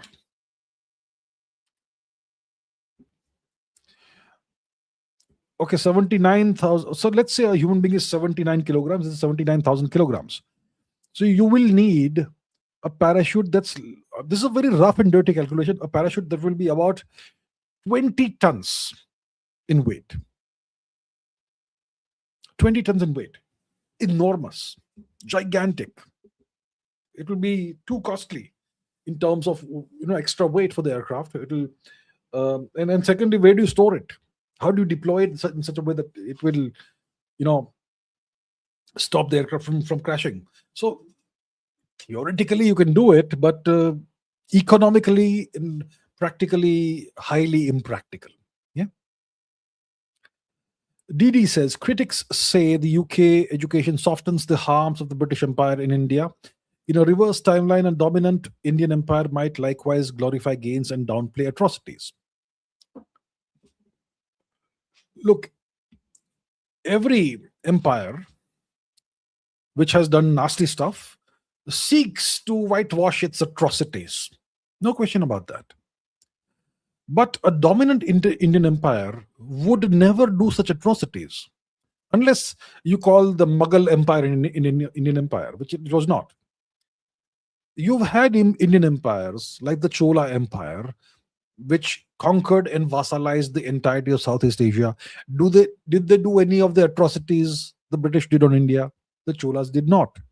You had multiple Indian empires that have conquered various parts of Central Asia and so on. Did any Indian empire do any of those atrocities that the British did on India? No. So in a reverse timeline, a dominant Indian empire would not do such atrocities. It would not have to downplay what it doesn't do, right? That's the point. That's the point. Hani Sharma says, what could you tell us about the Mayapur Delhi radiation accident? How could 16 cobalt 60 pencils appear in a scrapyard? I thought cobalt was safe. Cobalt, no, there's a radioactive isotope of cobalt. Okay. I am not aware of the details of this Mayapur Delhi radiation accident. What I can tell you is about cobalt. There's a radioactive isotope of cobalt. So let's see the periodic table. Periodic table.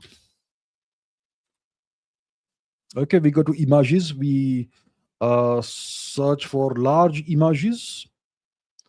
And where is cobalt? Where is cobalt?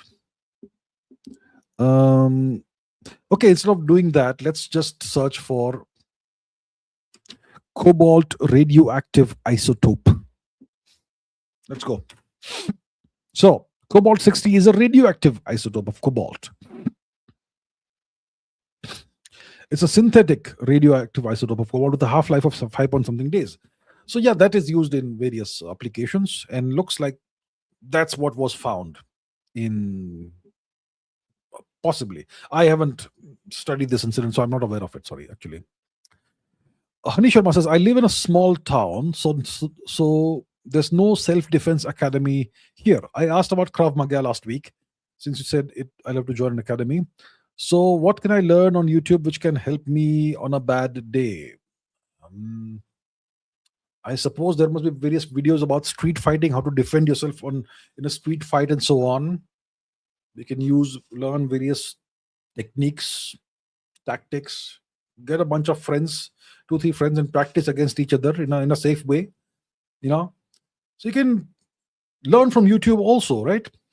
Various things. You could even learn basic Krav Maga from YouTube. But Krav Maga there are no rules in Krav Maga. It's about using whatever you have access to neutralize your enemies and actually neutralize people. Okay, Krav Maga is all about eliminating opponents. So I suppose you could learn certain martial arts based on YouTube tutorials and practice with your friends.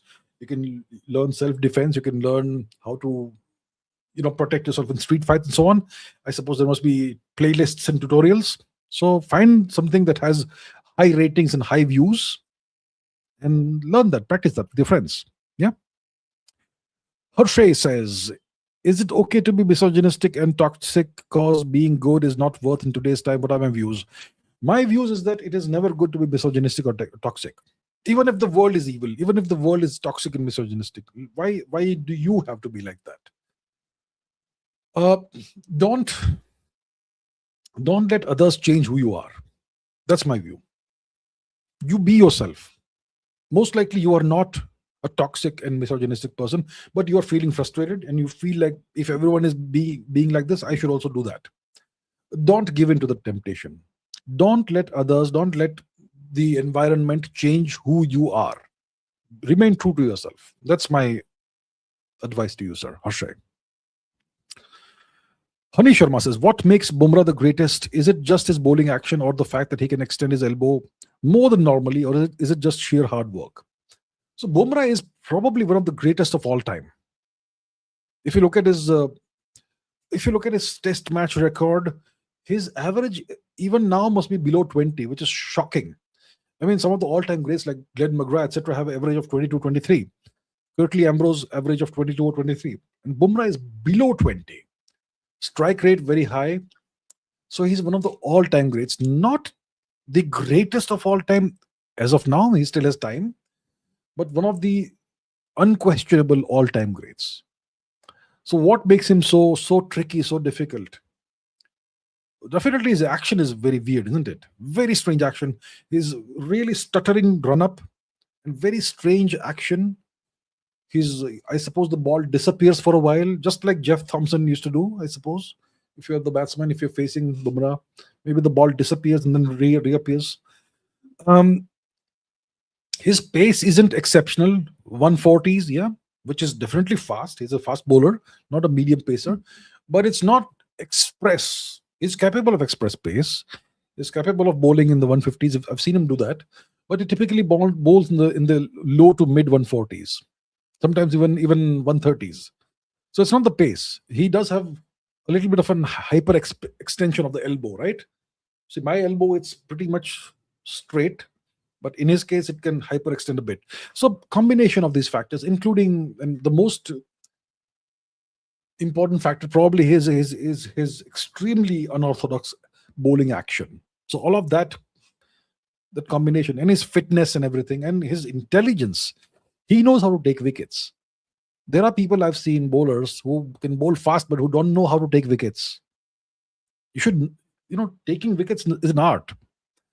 It's all about studying the opponent, the batsman, studying the body language, what makes him comfortable, what makes him uncomfortable, and so on and so forth. So you should know how to take wickets. And Bumrah knows how to take wickets. So, and obviously he's very intelligent. He studies, he works. So all these factors together make him one of the all-time greats. I am too cool. Thank you very much, sir. I am too cool. Thank you. Pradeep Kumar Roy says, what diet do you follow? Also, Professor Jiang's channel. I haven't still checked out Professor Jiang's channel. What diet do I follow? I follow a regular diet. Nothing exceptional about my diet. A regular diet. Didi says, critics say UK education softens. I took this question a while ago, just a couple of questions ago. So yeah, I've already addressed this question. Hani Sharma says, from Giorno, I work as a system admin. My manager is a smoker. Finally, I'm seeing people who smoke with him are getting benefits. Oh, and I've faced some same issue in all my jobs lately. How to deal with this? So Giorno is asking this question. I work as a system admin. My manager is a smoker. I'm seeing people who smoke with him are getting benefits. So you mean he's being partial towards his fellow smokers and he's being biased against you because you're non-smoker? That's terrible. And you face the same issue in all your jobs recently. How to deal with this? Find a job where nobody smokes. Are all smokers like this? That they are biased against non-smokers? That's genuinely new for me. I have never imagined that. Really, are smokers biased against non-smokers? I don't mean to make fun of the situation, but that's incredible. This is something genuinely new for me. It's the first time I'm hearing this in my life. I had no idea that smokers were like that.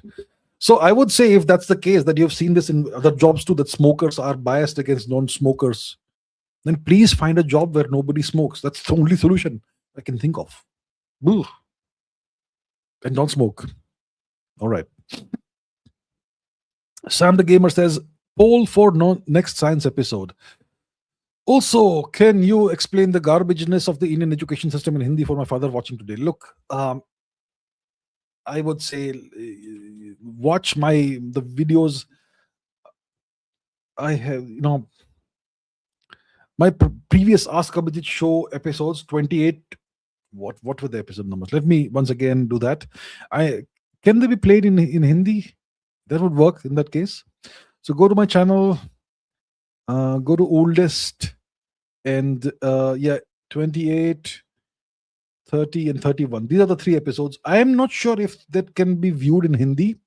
If there is an option to do that, I will enable it so that you can watch in Hindi, or at least watch with Hindi subtitles, and then hopefully that will, do the job that you seek. So yeah, please do that. I will see if it can be enabled, which will help you out. All right, thank you. Java Bro says, did you see Dhurandhar? Can our spies not infiltrate CIA, Mossad, etc.? Can a patriotic Indian billionaire infiltrate the deep state and share insider info with our government? Look, theoretically, everything can be done. I've seen Dhurandhar, yes. I've seen it. Good movie. Theoretically, your spies can infiltrate everything. But practically, will they? Practically, does the Indian government want this to happen? If it wants it to happen, does it give everything the spies need to do these things? So theoretically, everything is possible. Our spies can infiltrate CIA, Mossad, a patriotic Indian billionaire can infiltrate the deep state and share info with our government. But even if a patriotic billionaire shares info with our government, what will the government of India do with it? So theoretically, everything is possible. Practically, a lot of things don't happen. Prod Bisage says, should Indian education be more project-based? The Indian education system should be based on achieving outcomes. What outcomes do we want? We want people who are highly skilled, highly competent as early as possible in life, not at the age of 23, 24. Why not by the age of 16? So if it can be achieved through projects, sure, we can have projects. In the Indian education system today, you have projects in engineering and all. But you know the quality of those projects, and you know that these projects, the students take them outside and have somebody else do the project for them, and then they bring it back and show it, and yeah, you're approved. Everyone knows what's happening, and no one cares. So making it simply project based will not solve the problems. The whole system has to be reformed. That's the deal. Abir Shukla says, do you know about Om Valley of Bhopal, which is exactly Om shaped? One side of Bhopal at center, 1,000-year-old Bhojpur temple. At other end, Vindhya Range. I think extensive archaeological study is required. Okay, I am not aware of this Om Valley, exactly Om shaped. It's at one side of Bhopal. Let's see Bhopal, shall we? Let us see Bhopal. Let us go to the map. We have hardly opened the map today because I've not got questions that needed that. But let us locate Bhopal. Where is it's in MP, isn't it? Bhopal. Where is Bhopal? Give me a second. I need to locate Bhopal in MP. Indore is a major city in MP. The other is Bhopal. Why am I not able to locate Bhopal? Okay. Bhopal, Madhya Pradesh. Okay. So let's look at the satellite imagery. Where is this Om Valley? Do I see something that's shaped like Om? Om Valley, Bhopal. Let's see. Om Valley, Bhopal. Where is that? Okay. Okay, I don't know. That's something else. So I'm not sure if I see something like that from the satellite images, but I'm sure there's something. So yeah, so thank you for making me aware of this. I was not aware of it. And if there is some archaeological footprint or something there, then maybe we should look into it. Yeah. Danny says, if I want to study medicine abroad in this anti-immigration wave going on, which is friendly for Indians as medicine has long learning curve? I'm not aware. I have not studied or researched which nations offer good medical courses and are also not anti-Indian immigration. The USA is becoming more and more anti-immigration for sure. Canada, it's no longer a great place for Indians to go to as students. How is Australia's medical system? I'm not sure. I mean, medical education system, I'm not sure. So I don't know. I'm not the guy to ask this question. I'm not the guy who can answer this question reliably. I don't know which country offers you high quality medical education and is not anti-Indian immigration. I don't know. You'll have to do this research. Don't know. Sorry. Hani Sharma says, is it too early to ask you? I've not watched it, sir. I've not watched Tumbar. Please ask me next week. I've not watched it yet. Sorry. Right Angle says, if we choose to build 1,000 nuclear reactors, US will try to stop or may invade India to stop India's energy independence. Your view, thanks. There's no country that... Look, how many nuclear reactors does the US have? I'm not sure if they have even 100. Let's see. How many nuclear reactors does the United States have? It won't give me the answer. The AI won't give the answer. How about that? Okay, the US has had 93 operational reactors. Okay, as of 2023. So forget about 1,000. Even 100 is a big deal. And if we choose to build, let's say, 100 reactors, nobody will try to invade us. They may try to perhaps find some ways of slowing things down and all, but they won't invade India for that. Harshay says, which state's TFR will go down in the future like Bihar will be last? I don't know, sir. I don't know. Bihar will be last. Why do you think that? I think the most industrialized and developed states will have TFRs going down first, possibly. But which ones, I am not sure. Pradeep Kumar Roy says about the smoker thing. The fellow smokers generally are snitches and they do butter the manager for promotions. This is real stupid politics everywhere.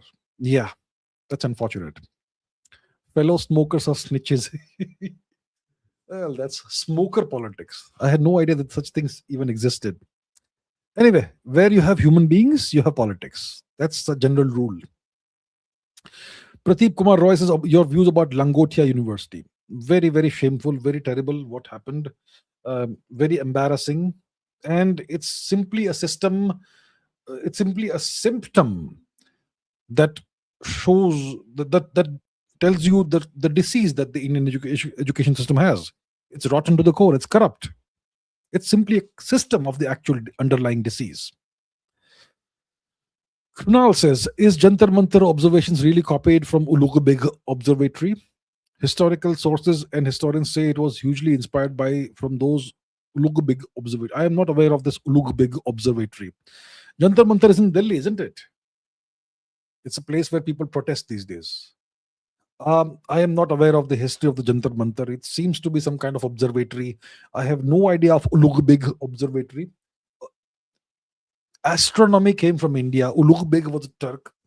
The Turks, what understanding would they have of astronomy? What historical tradition did they have of astronomy? So I think if some historical sources or historians make this claim, maybe they're highly motivated. Abir Shukla says, if you will search Om Valley Bhopal on web. Let's do that. Om Valley Bhopal. It's not Valley, it's Om Valley. Om Valley. Okay, what is this? Om Valley. Images. Okay, this looks like an Om. Okay. Interesting. So it's a geographical formation that looks like an Om. Got it. Okay. Right Angle says, in my previous question, I meant government will fund like CM Bhena scheme. If you were PM, what would you have done to stop conversion? YouTube will not allow certain words. Okay.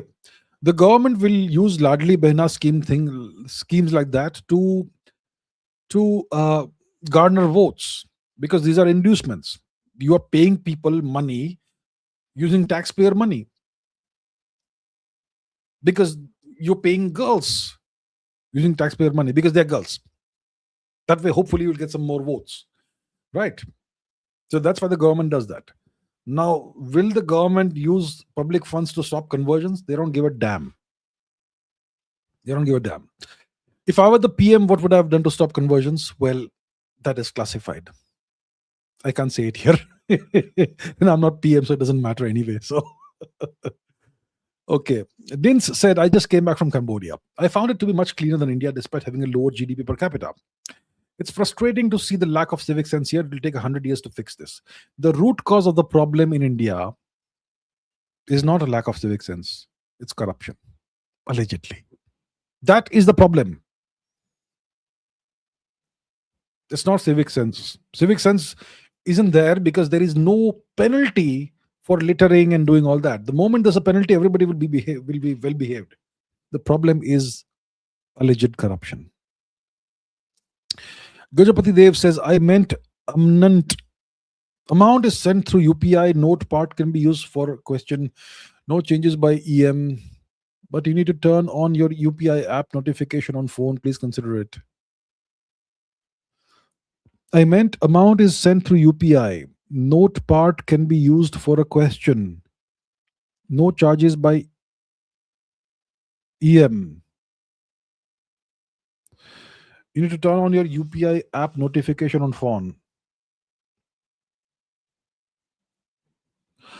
Oh, when you send a UPI payment on the phone, you can send a note on the phone. On the but how do I display it here?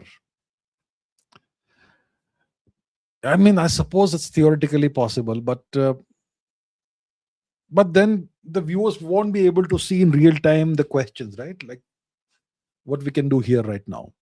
So it won't be very convenient for the viewers, for the audience, right? That's the issue. I really appreciate you giving this option and this recommendation, but it's not very convenient for the viewers. They won't be. I have to read out the question and read out who it is that asked the question, but you won't be able to see a thing. So that will be less convenient for the viewers. That's the issue. Aditya Singh says 1940s Japan so smart that didn't need to amend constitution for next 80 years. I know what you mean. Yeah. Prod Bisage says, should India use Singapore method for civic sense? Oh, I absolutely agree with it. I absolutely am in favor of that. Use the Singapore method for civic sense. Absolutely. Discipline. Hard discipline. Okay, I think that brings me to the end of today's live stream. Almost 4 hours. Would you believe it? Almost 4 hours. All right. Let's now end this live stream. Thank you very much. It's been almost 4 hours. Thank you so much for your viewership, for the questions. And I look forward to seeing you in the next one, which will be very soon. Until then, take care. Keep asking questions. Keep raising your standards. See you in the next one. Take care. Bye-bye.